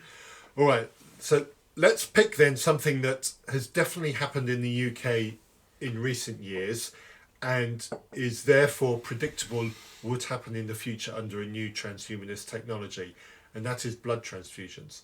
We have certain factions within the Jehovah's Witnesses who eschew blood transfusions as a technology that they do not want to have, and it is a religiously based rejection because they are as they are made by God, and to take somebody else's blood is to pollute their God-created body, or whatever it is, the theology that's behind that. I'm probably butchering the way that they think about it, but that's affected. The result is the same. They reject blood transfusions, something that possibly one day may well have come under the category of transhumanism if we were to have this conversation 100 years ago. That's besides by. They reject it for religious reasons, and people die as a result. And there have been court cases where Jehovah's Witness parents have gone to jail because they've denied their children that life-saving medication on religious grounds. I can see exactly the same happening in 100 years' time over a transhumanist technology, and it would be a more mainstream Christian going to jail over it. That's a really good point, actually. And as I say, I'm glad you said that, because I hadn't thought of the Jehovah's Witness blood transfusion analogy in those terms. But you're right, it will be a very similar kind of court situation. So with Jehovah's Witnesses, and again, I'm not a massive expert on the Jehovah's Witness theology, but they take their view on that from their reading of Acts 15, the Council of Jerusalem in the Jehovah Bible, which talks about abstaining from the meat of unclean animals and from blood. Now this was part of I'm going to make this as simple as possible in terms of the theology here. This was part of the settlement between the Jewish and Gentile church to enable the Gentiles to be treated as equal and as full members of the church as much as the Jews. But basically what they were trying to say here was for the Gentiles to abstain from dietary stuff that would separate them from the Jews. It was never about blood transfusions. Right. So the fact of the matter is, a blood transfusion is a modern technology. It is not the form of ingestion of blood that Acts 15 and Luke had in mind when he wrote Acts. Now, I'm sure there are Jehovah's Witnesses who would contest that, but that's as I understand it. And certainly I don't see that as analogous at all. You are absolutely right. There have been situations of parents who have refused their child treatment. Some have gone to jail. Quite often what's happened in this country, there's been several cases in this country of people of parents who basically, there has been a court order, the child has been made a ward of court and taken out of their parents' hands so they can have the life-saving treatment that they need. So, and I think you are right that the legal issues around use of transhumanist technologies in the next generation will be that kind of debate. Okay, so that takes me on to something that did come up in my response to some of your notes, and that is drawing the line between valid treatment for extending a life and just accepting that it's time for person X to die. This is going, and transhumanism will make that decision, make that distinction more dirty. There was a time where getting a virus would kill you. Now we can treat it. There was a time when needing a blood transfusion would kill you, but now we can do a blood transfusion and you can solve it. There was a time when certain forms of diabetes could easily kill you. Now we can treat it and you can live a normal life. Yep. There are all sorts of things that we can handle, that we can treat relatively simply, that not very long ago would kill us. Yeah. Transhumanism will only make those waters more dirty. Well, yes, in terms of there have been a lot of medical advances in the last 100 years. Transhumanism therapies I've talked about is likely, or the kind of technologies I've talked about, is likely to extend that life expectancy, well-being. So the real question we'll face is, how far do you go with that? So, already we can use insulin to treat, you mentioned diabetes, use insulin to treat type 1 diabetes. And actually even insulin technology has changed over the last 40 years. When I first qualified, you had to draw up your own number of units from the vial, inject it into yourself. Now, people with pumps and implants. So even that technology has changed. The question is, how far will we let medical science go, and how far can we go?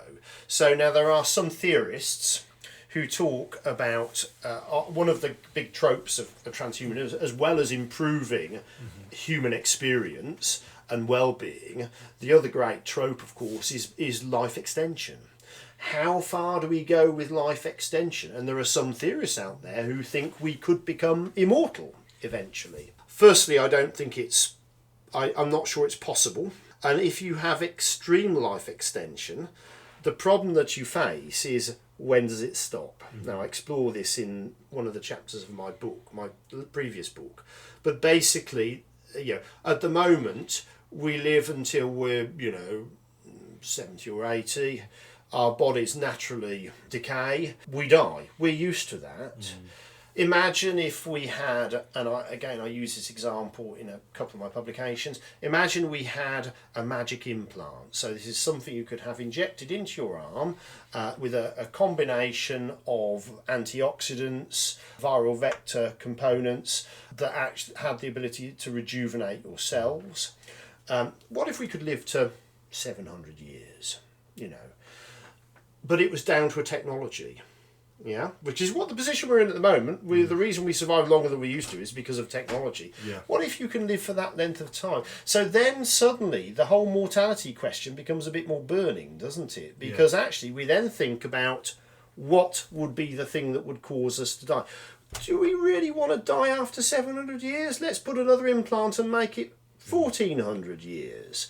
Well, and the problem with that is we're then reliant on the technology to keep us alive. So the whole ballpark changes in how we see death in that respect.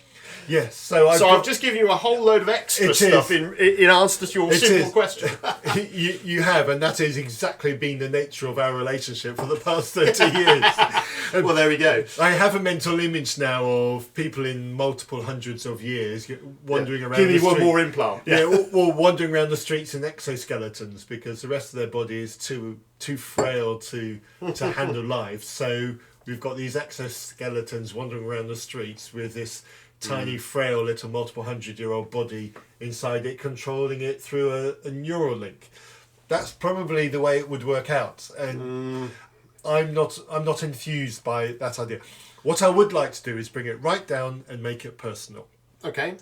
My mum died of cancer 15 years ago. I can't remember how much of the gruesome story you know about, but we did talk about it a few times. Yeah, we have over the time. I can't remember the details, forgive me, but I know we have, yeah. Yes, so she died from pancreatic cancer, probably one of the worst, if not the worst cancer you could possibly have. Yeah. It was brutal for those of us who watched it happen, and I think it was round about 3 years from diagnosis to death, which is actually not too bad given That's it's quite good pancreatic. going, actually. Actually, I think she did 2 treatments of cancer treatment, 2 rounds of cancer treatment, and then she started the 3rd one, and partway through it said, "I give up. This is too much for me. The quality of life benefits trade-off is not worth it. I'm not doing this again." And for myself and my brother as observers through this, it didn't feel like this last moments of my mum's life were the most dignified parts of her life. So the reason why I bring that up is this gets back to the whole transhumanism thing and cost. I know that the treatments that my mum had, because they were new cutting edge treatments, which is probably why she made it more than 3 years, were very expensive. I don't know the exact numbers, but I do know they were very expensive, probably into the hundreds of thousands of pounds. And I had a very frank conversation with my daughter when she was old enough, when we were talking about my mum, and I basically said words to the effect of, that experience has told me that it's not worth it for me. If I'm faced with that same diagnosis, those quality of life years aren't worth extending. So make it short. Make it as short as you possibly can. So with how this works into transhumanism, we are talking about a cost benefit. We're touching on the edge of utilitarianism here. Is it really worth it to extend these things? Is it really? Because cancer and cellular degeneration, one of those two will get us eventually, if nothing else does. Why bother trying to fight it? So, yeah, that's a really interesting question, and it, in a sense, takes us on to, it's a utilitarian question. In a sense, it's slightly different to the immortality question, because while we might seek to extend our lives to an extent, we can't make ourselves immortal, and I think there would be some serious problems with making ourselves immortal. Why do any kind of medicine? So I could give you the answer that Brent gives. So he's a Christian ethicist who's a bioethics scholar, And basically, he makes a case that, if we're thinking of medicine purely in terms of life extension, it's ultimately flawed. Why bother to do any kind of medicine? Because we are all going to die eventually. And actually, some of this is not just about the technology of medicine. It's about that it is an expression of human neighbourliness. So he uses the phrase, medicine is a way of treating one's one neighbour as you would like to be treated yourself. Yeah. So it's an instantiation of compassion and care. So I think it's really important to think of medicine as more than just about a technological intervention. But inevitably, we have to make decisions about these. Yeah, I can see why your mum made the decision that she did. In terms of another personal account, my father, when he died, he really didn't want to die, but in fact he was, I won't go into the clinical details, but he was kind of left with no option really. But what we can do in these situations is help someone to feel cared for to the end. Mm-hmm. And that's kind of what medicine does. Using the technology is almost a secondary issue to how we enable people to live well for the span of life they're going to live. Mm-hmm. It is difficult, but as I say, I think it's really important to treat medicine as having something more than just being a mechanical process. Okay, that leads really well, I think, to this next question, which is thinking about how we think about transhumanist technologies. Mm-hmm. Because we've talked about them with the word technology, we've not talked about them with the word medicine. Right, yes. And so if we think about transhumanism as something that helps us be, mm-hmm. full stop, or extend it a bit further, helps us be human, helps us be productive, helps us be the family person that we want to be, helps us live. My mum had a bit of time to live. She was able to see her granddaughter become 3.5. Mm-hmm. If she died sooner, she wouldn't have seen her granddaughter's third mm-hmm. birthday. And there wouldn't be those memories. So there are those benefits. I'm not saying everything was crap, but it was mostly crap. Mm-hmm. So if we think of transhumanist technologies in the language of medication, in the language of enablement to be, in the language mm-hmm. of enablement to live, mm-hmm. does that have the power to change how we think about these things, and is it a positive thing? So yeah, I would say yes. So there are many people who are very opposed to any kind of technological human enhancement. Some of the most well-known thinkers in America, Leon Kass, Michael Sandel, very anti any kind of technological intervention at all. There are Christians who are very wary about medical technology. On the other hand, I've already said that that there's a very blurred line between enhancement and therapy, as in medicine.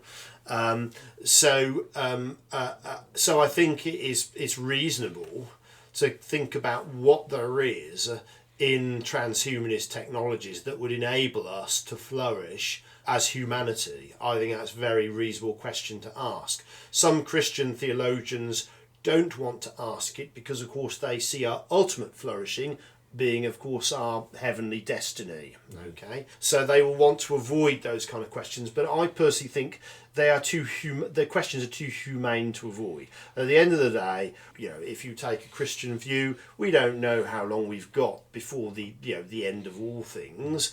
And actually, we've got to live as humanity for possibly quite a long time in that time. So actually, flourishing is really important. So we need to think about what will enable us to flourish, and we need to think about how technology can help us do that within some kind of framework of values that religious folk will be happy with, or indeed folk who aren't religious and perhaps have very authoritarian or totalitarian political views who would be happy with the route of oppression. What can we do to make humanity flourish perhaps better than it currently does using technology? So I think it's quite reasonable for transhumanism to be thought of in terms of human welfare, not just about enhancement. And that takes us back to the word equity that we're using earlier, and equalising humanity, and I think that's probably a positive way there. I'd like to ask a cheeky question. Yeah, go ahead. As a bridge to get onto something that I promised we to get back to earlier on in this conversation. So let's paint a hypothetical picture again from the very beginning of our conversation about the human consciousness and the human thoughts and the human brain all transported into a mechanical device of some description. Yeah. Which body would end up in heaven? Ah, right, a very good question. Well, this is a great philosophical debate because there are some thinkers who would say, well, the person is no longer... So the Christian doctrine will be of Christ as bodily raised from the dead. Those in Christ will be raised in bodily form. What body will end up in heaven? So some will say, well, actually, the uploaded mind won't end up in heaven because it's not a body anymore. Some would say that actually the cyborgic form or whatever it is of this uploaded person, however they are instantiated in material form, would end up in heaven. And there are some would say that actually, the person's body is the person's body. If Jesus bodily rose from the dead, if the Christian doctrine is that people are reconstituted in a bodily form at the end, then actually that person's original body will be reconstituted. So there's a range of answers to that cheeky question. I'm sorry about that. Very well done, Steve. Spoken like a true theologian. I applaud you. You mean blinding and bamboozling? Is that what you're saying? Oh, of course. I would Yes, never say that about my dear friend. Of course not. But you could play with that for a long time. You could. What if the conversion experience was after the brain transplant? Does that have an impact? Does that change the dynamics? Yeah, that's a fair point. Does that change the rules? So there's lots of fun to be had there. If you're a Christian, we can't go there. It would take us too long. If you're a Christian podcaster listening to this, you have that conversation. We're moving on. Right. So, Steve, technology. That is the obvious place to go to when talking about transhumanism, and it's only taken us nearly 2 hours to get here.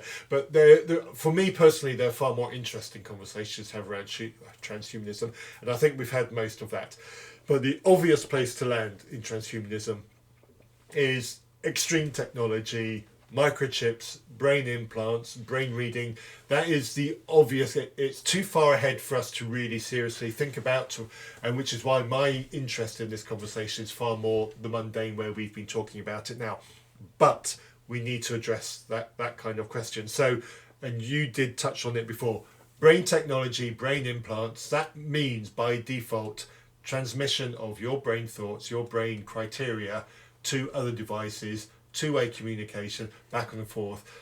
Is there an ethical issue with going for a job interview and instead of having a conversation and a question and answer session, they just tap a connector to the side of your head, blah, blah, blah, blah, 10 seconds later, yes or no, you get the job? Ooh, that's a really good question. So, first thing I'm going to say is that the whole question of brain-computer interfaces is probably less theoretical and hypothetical than you think, because these technologies are being explored for people who are seriously disabled, paraplegic, people who are locked in. These kind of technologies. But those are just control signals being read. Those aren't integrated brain thoughts and brain knowledge. No, but we could go down that route with the right interfaces. So I would preface by saying that possibly may be less theoretical than you might think in the not too distant future. I think the question that you ask about, the interview situation, this kind of takes us back. It's an analogous to the question we discussed earlier, or the example I gave earlier about Ozempic and control of obesity, rather than going on a diet and doing the exercise and disciplining yourself. So we could go through a route whereby we all have a sensor on our heads, and you go for a job interview. Actually, you don't go for an interview; they just extract the relevant information from your head. So there's a whole raft of issues there around confidentiality, as you can imagine, because what could they extract? How would you control what they extract? Let's park that for a moment. There's a debate there. But I mean, the problem we have here is we have, again, the instrumentalism. So actually, if we're just getting the relevant material from our heads, we are sidetracking a whole process where we sit down in front of each other, we get to know each other, we talk, we understand how each other tick, which we've done over a 30-year period of time, we kind of sidetrack all of that stuff. And actually, we are relational people, and there's an extent to which we can't sidetrack that stuff if we're going to have real relationships. There'll be psychologists who will back that up, but certainly from a sort of a theological anthropology approach, that certainly is the case. So that's, I'd say, the best reason not for going down the kind of the interview readout approach. But you could see how it would be attractive to certain members of industry. Oh, of course it would, and the reason it would is because it would enable them to go through more candidates quickly to find out the one they really wanted. It would, and again, this comes to the human dignity question. Suddenly become less than human beings. We would become repositories of data, and you and I are more than repositories of data. There are clear problems with that, but you can see why. As you say, some industrial managers would think that was a great idea.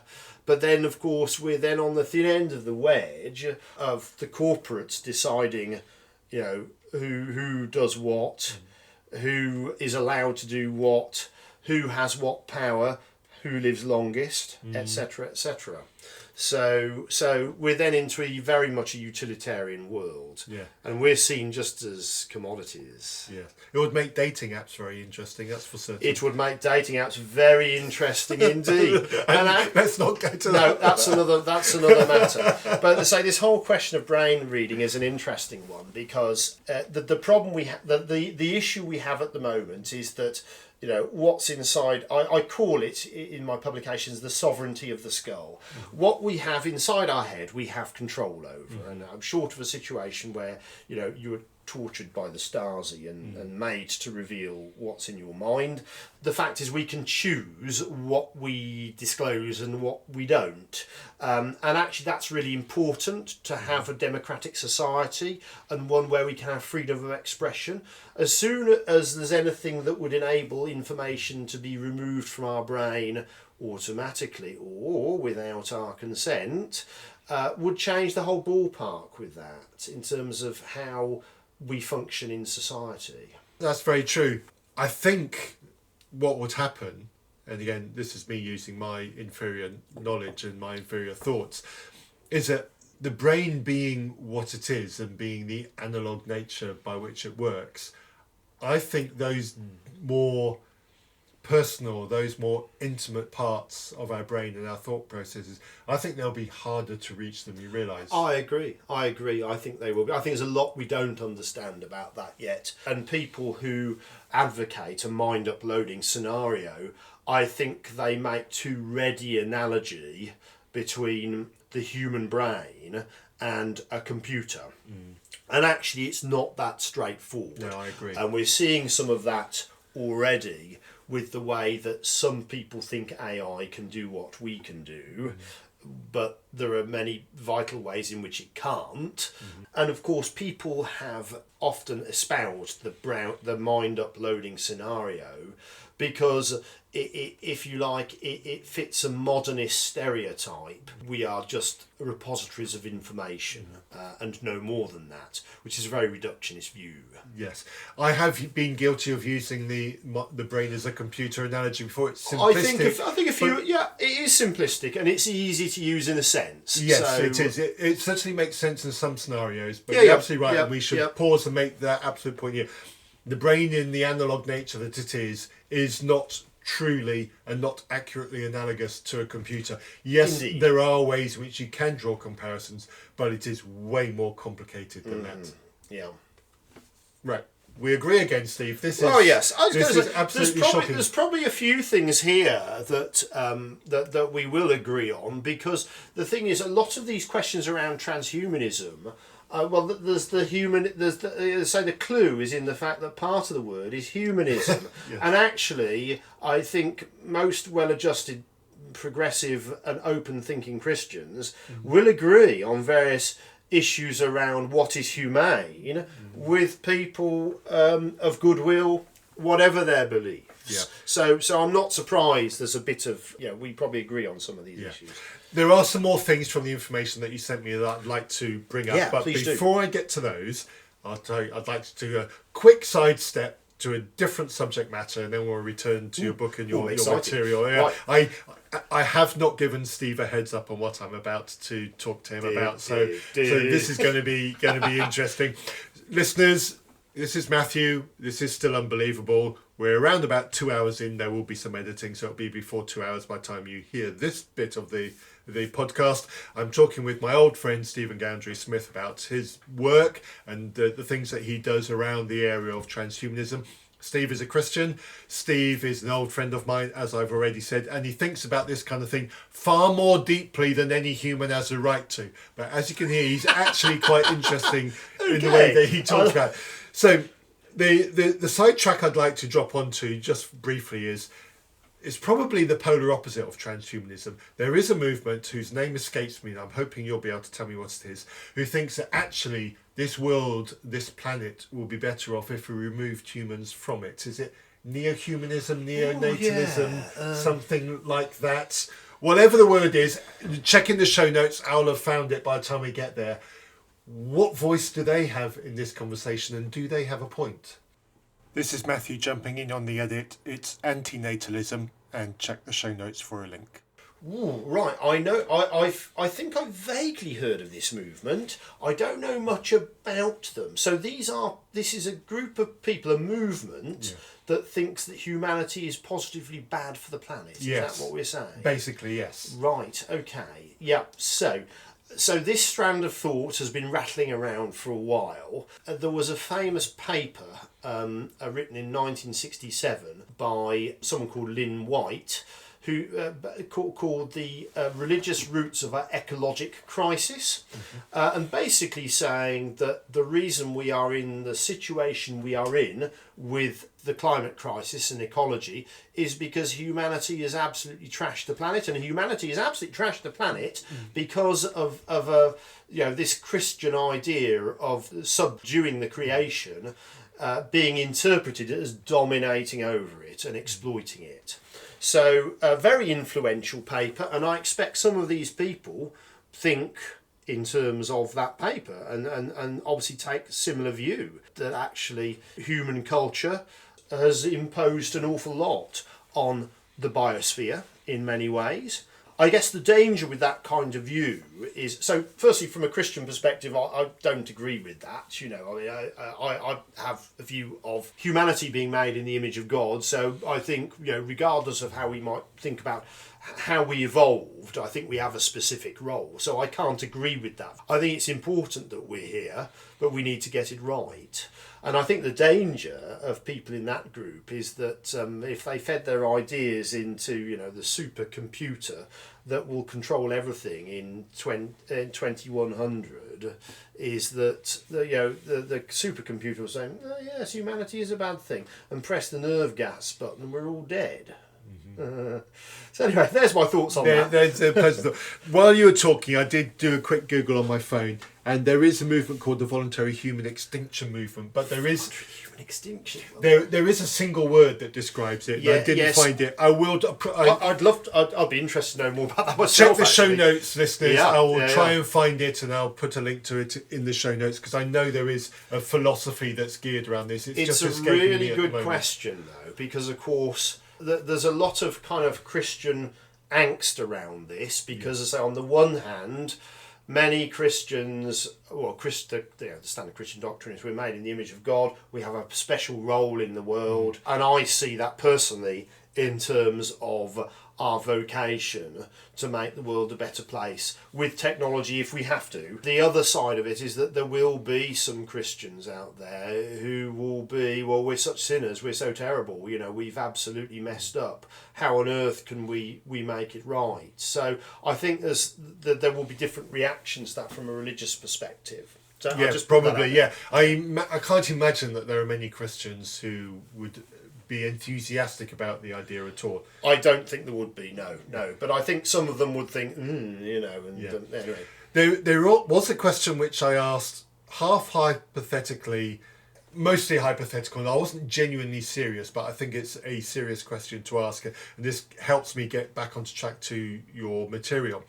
And that is, humanity on this planet, and I'm hoping you're going to agree with me on this, is of numbers too great for this planet to reasonably support.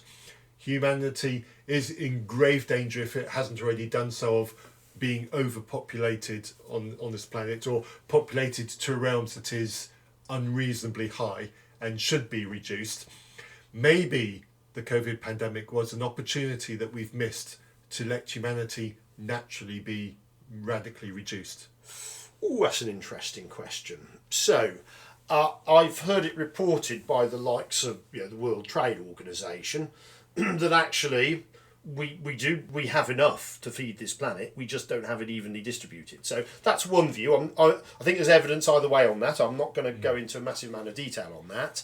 That's a very problematic idea. So some would say actually that may not be the case. We certainly are overpopulated in terms of our current population distribution. There's no getting round that. We've got some parts of the world with an awful lot of people in them, and it's hard to support those people in the places where there are.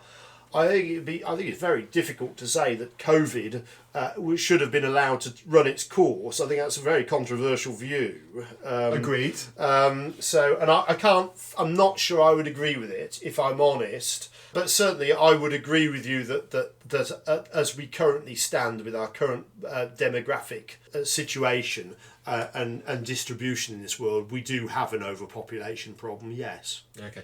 So that helps me.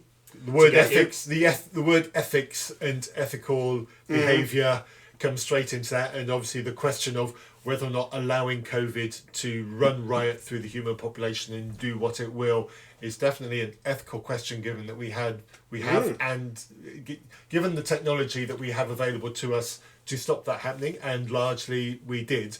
So we haven't talked about it in huge, great detail. Transhumanism and what that offers to humanity is very much an ethical consideration. Totally. And you bring up the phrase in your work that you sent me, virtue ethics. Can you explain what you mean by that phrase and how it applies? Okay, so virtue ethics is that branch of ethics, call it normative ethics, in other words, an ethical theory that helps us work out the right normal way to behave. Okay, right. So that's why we call it normative ethics. Don't worry about that too much. But virtue ethics is that branch of ethics that concentrates on the character virtues.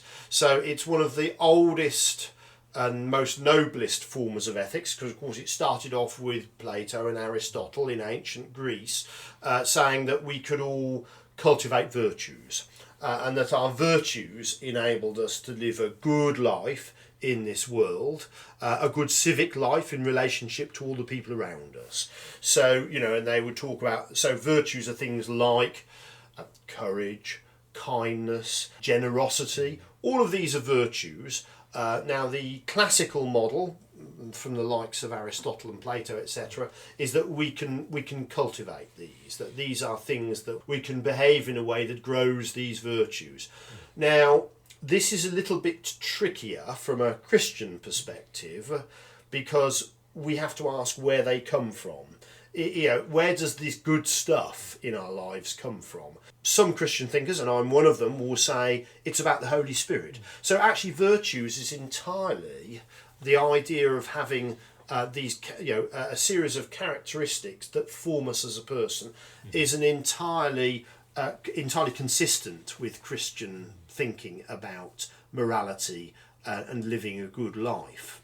So the situation we've been in is that for many years the world thought about virtues. So after Christianity, thinkers like Thomas Aquinas basically borrowed from Aristotle and talked about virtues as part of a Christian idea of living life. And of course the Catholic Church, the Western Catholic Church, has incorporated all of that. So virtues has a long and noble history, but in the last probably certainly 200 to 300 years, it's been kind of sidetracked. So since the beginning of modernity, so 18th century, people weren't interested in a divine source, goodness in an individual, that they realised that people could be good and bad.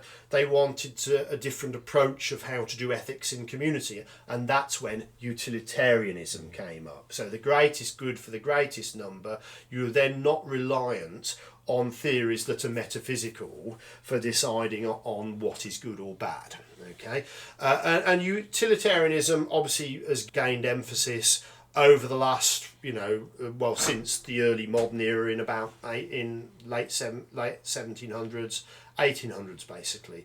And as I've said now, we see utilitarianism used to make medical decisions, distribution of healthcare resources. The other big issue in the 20th century that undermined the idea of virtue was that of existentialism. So this is the idea that the only sum of reality is our own experience. Nietzsche was the philosopher who was mainly responsible for that. Both of those things, utilitarianism and existentialism, have undermined the idea of virtue. Okay, but there was a book published in 1981 called After Virtue by Alistair MacIntyre. So key philosopher there for any listeners who are interested, who basically said we need to get back to that classical vision of virtues. So virtue ethics, the idea that we have innate characteristics or characteristics that come from somewhere within us that make us the characters that we are and help us do good things, has come back into fashion over the last 20 or 30 or 40 years now. So that's what virtue ethics is. It's about the characteristics within us that make us a good person. And we are now increasingly seeing that we can apply that virtue ethics approach to ethical dilemmas in business, in government and politics, and of course, in this scenario, in medicine and technology. So treat the person, see the person as a person worthy of treating. Yes, indeed, that's certainly part of it. And also to believe that we can grow the character, or we can become the person who is a good user of technology. So I argue in my first book that in the first few centuries in fact for quite a long time, in the Western medical tradition, all we had was duty. So the Hippocratic Oath talks about, first do no harm. It was a list of duties of a moral practitioner. So if a doctor did these things, they'd do the right thing. And the reason for that is because the only thing they could control at that stage was how they behaved towards a patient. With the Renaissance onwards, with the growth of empirical science, the shift changed towards consequentialism, utilitarianism. So instead of thinking, so we've got this treatment here, it's a new plant-based potion. The question is, how many people will it have a good effect on? So in other words, if we use this in the people it'll have a good effect on, it'll work. So they then moved to a utilitarian approach. Things shifted again. The usual demarcation point given by medical historians is after the Second World War, when actually it was realised through the Holocaust that humanity could do great evil. And they said actually what we need now is some kind of rights-based system that affected not just politics but healthcare. And that's why virtue ethics have made a bit of a resurgence, because it fits very well with a rights-based system. Right.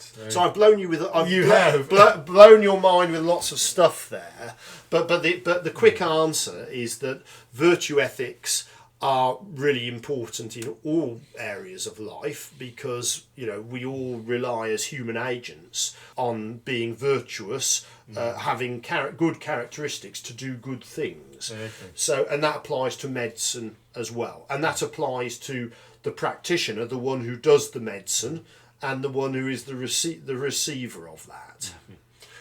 Okay, thank you for that. I hope you stayed with that, listeners, But it's about, you're bringing it back down to the individual. The individual is absolutely, value, yeah. etc. And so that fits well, doesn't it, with the human dignity approach? It so does. I've said, utilitarianism is problematic because it disregards the innate dignity of the person.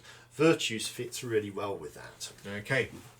Let's imagine then a scenario where whatever the technology is, there's a transhumanist technology which changes the individual, changes their outlook on life, changes their behaviour, whatever, to the point where those around them consider them either no longer productive in terms of the relationships that they have.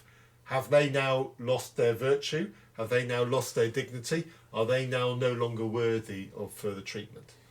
Ooh, that's a really good question. The quick answer to that is probably, to go back to a utilitarian argument, should we really be saying that these people are unworthy to be treated just because they don't have the virtue that we have? So I think it's more. I think the scenario I'm more interested in is, what if we make people more virtuous with the technologies we have? Yeah.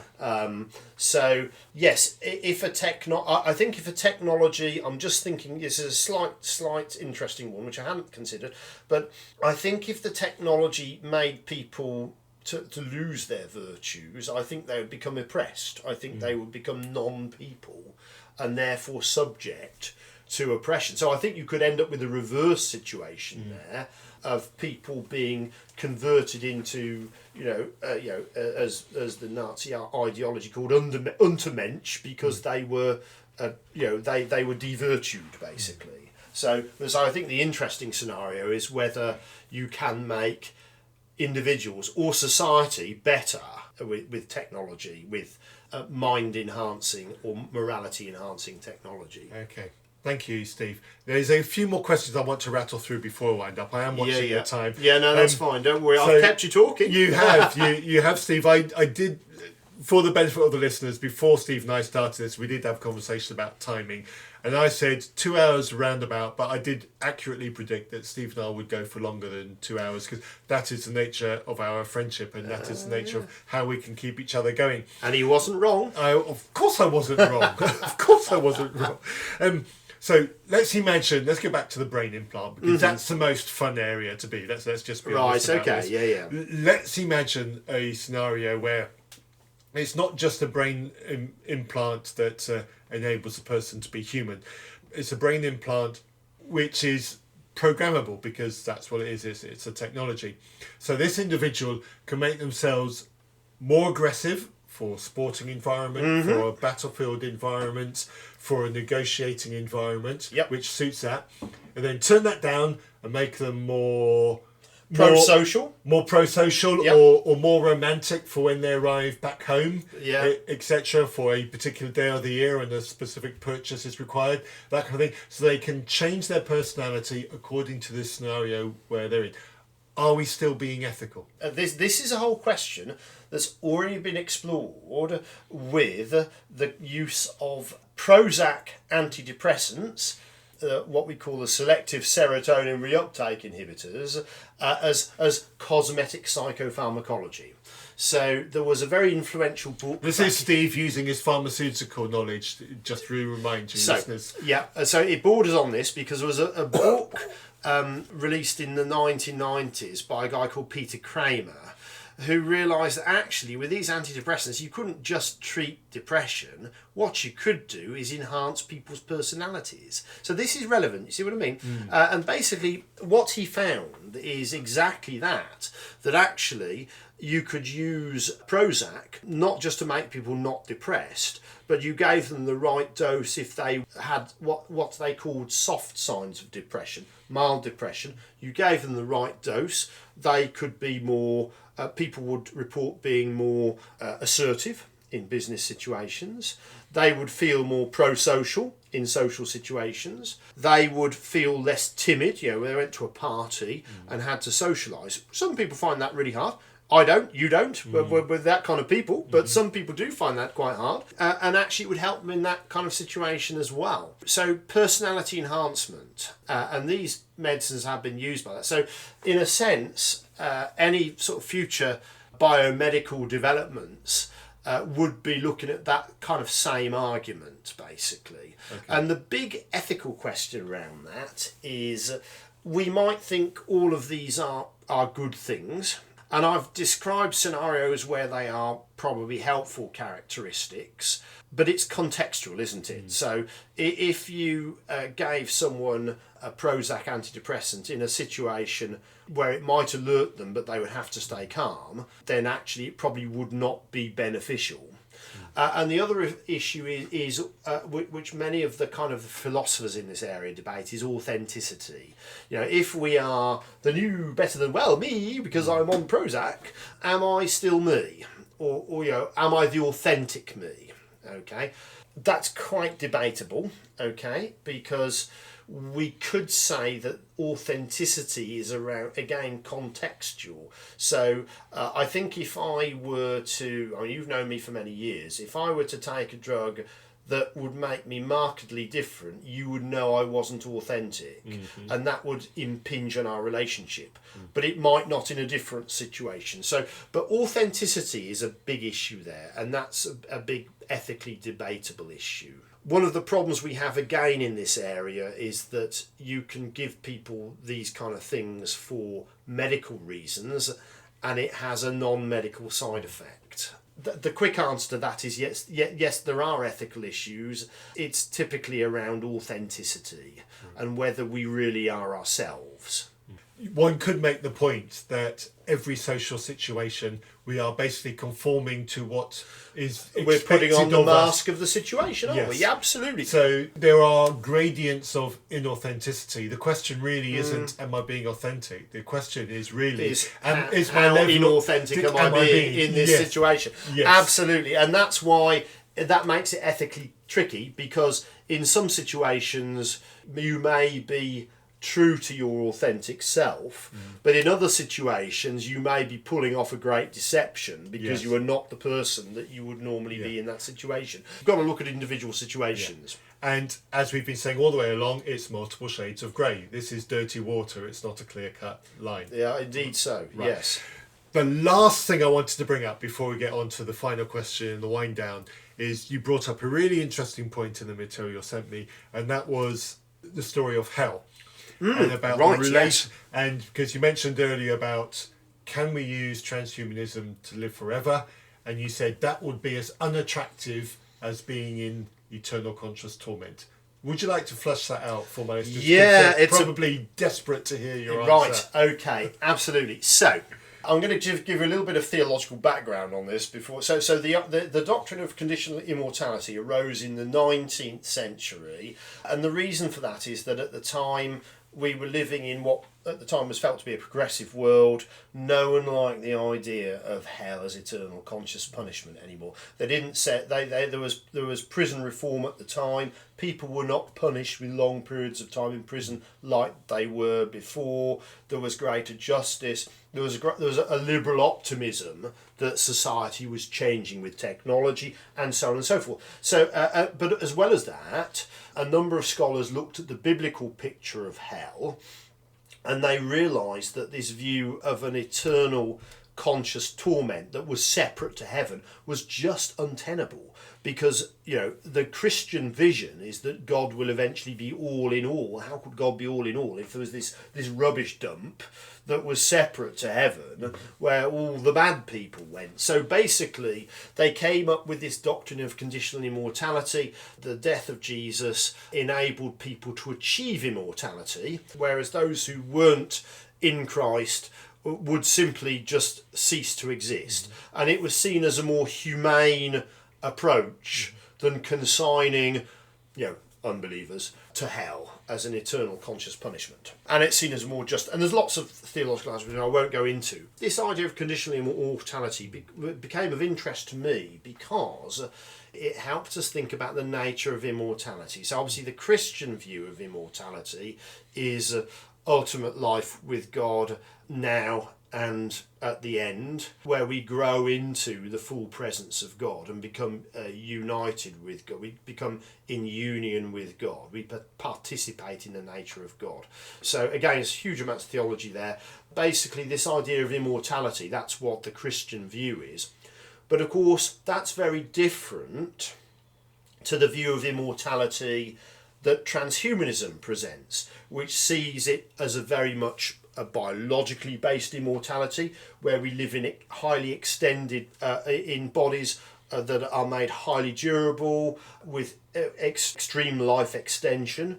So they see our immortality, or the immortality they want to strive for, as being in this world and in this worldly body. And there's an interesting comparison there, which of course I brought out in that paper that you've read, in that there's different forms of immortality, but immortality is always conditional. So the Christian view is immortality is conditional on being trusting in Christ and being in faith in Christ. The transhumanist view is that immortality is dependent on technology, and I draw out some of the problems of that. So there are problems with immortality in general. There was a famous philosophical paper by Bernard Williams called the Macropolis Problem, which basically argued if we were to experience immortality in our current form, it would be too tedious to think about.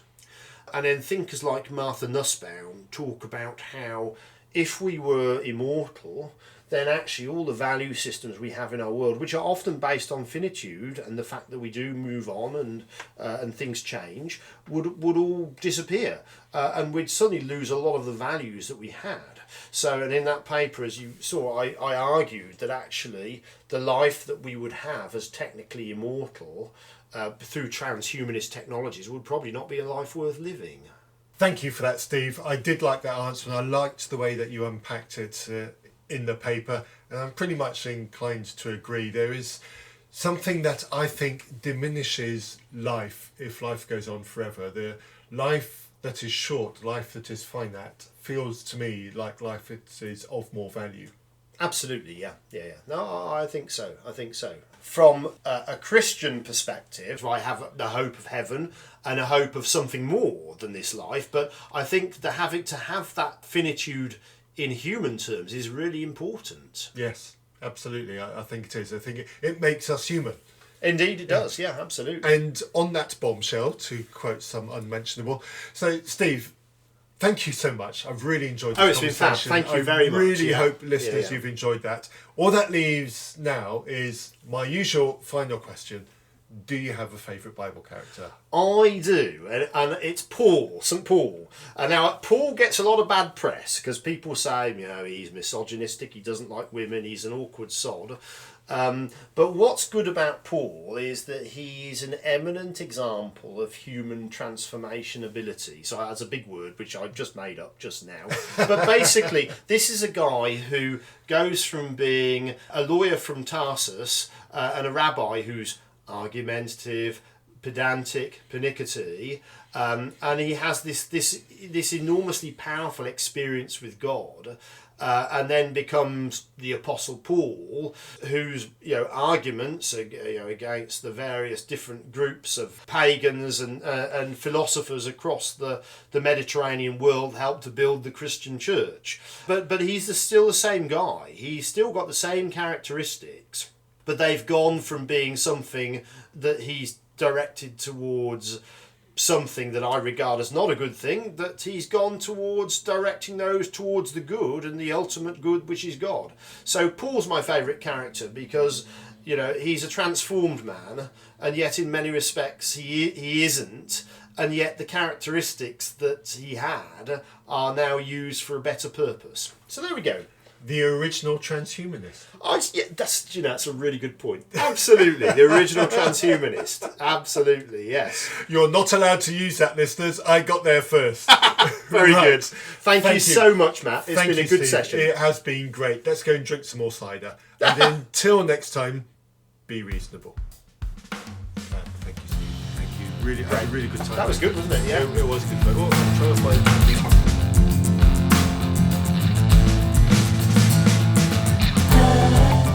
You have been listening to a podcast from Reason Press. Do you have any thoughts on what you've just heard? Do you have a topic that you would like us to cover? Please send all feedback to reasonpress@gmail.com. You might even appear on an episode. Our theme music was written for us by Holly. To hear more of her music, see the links in our show notes.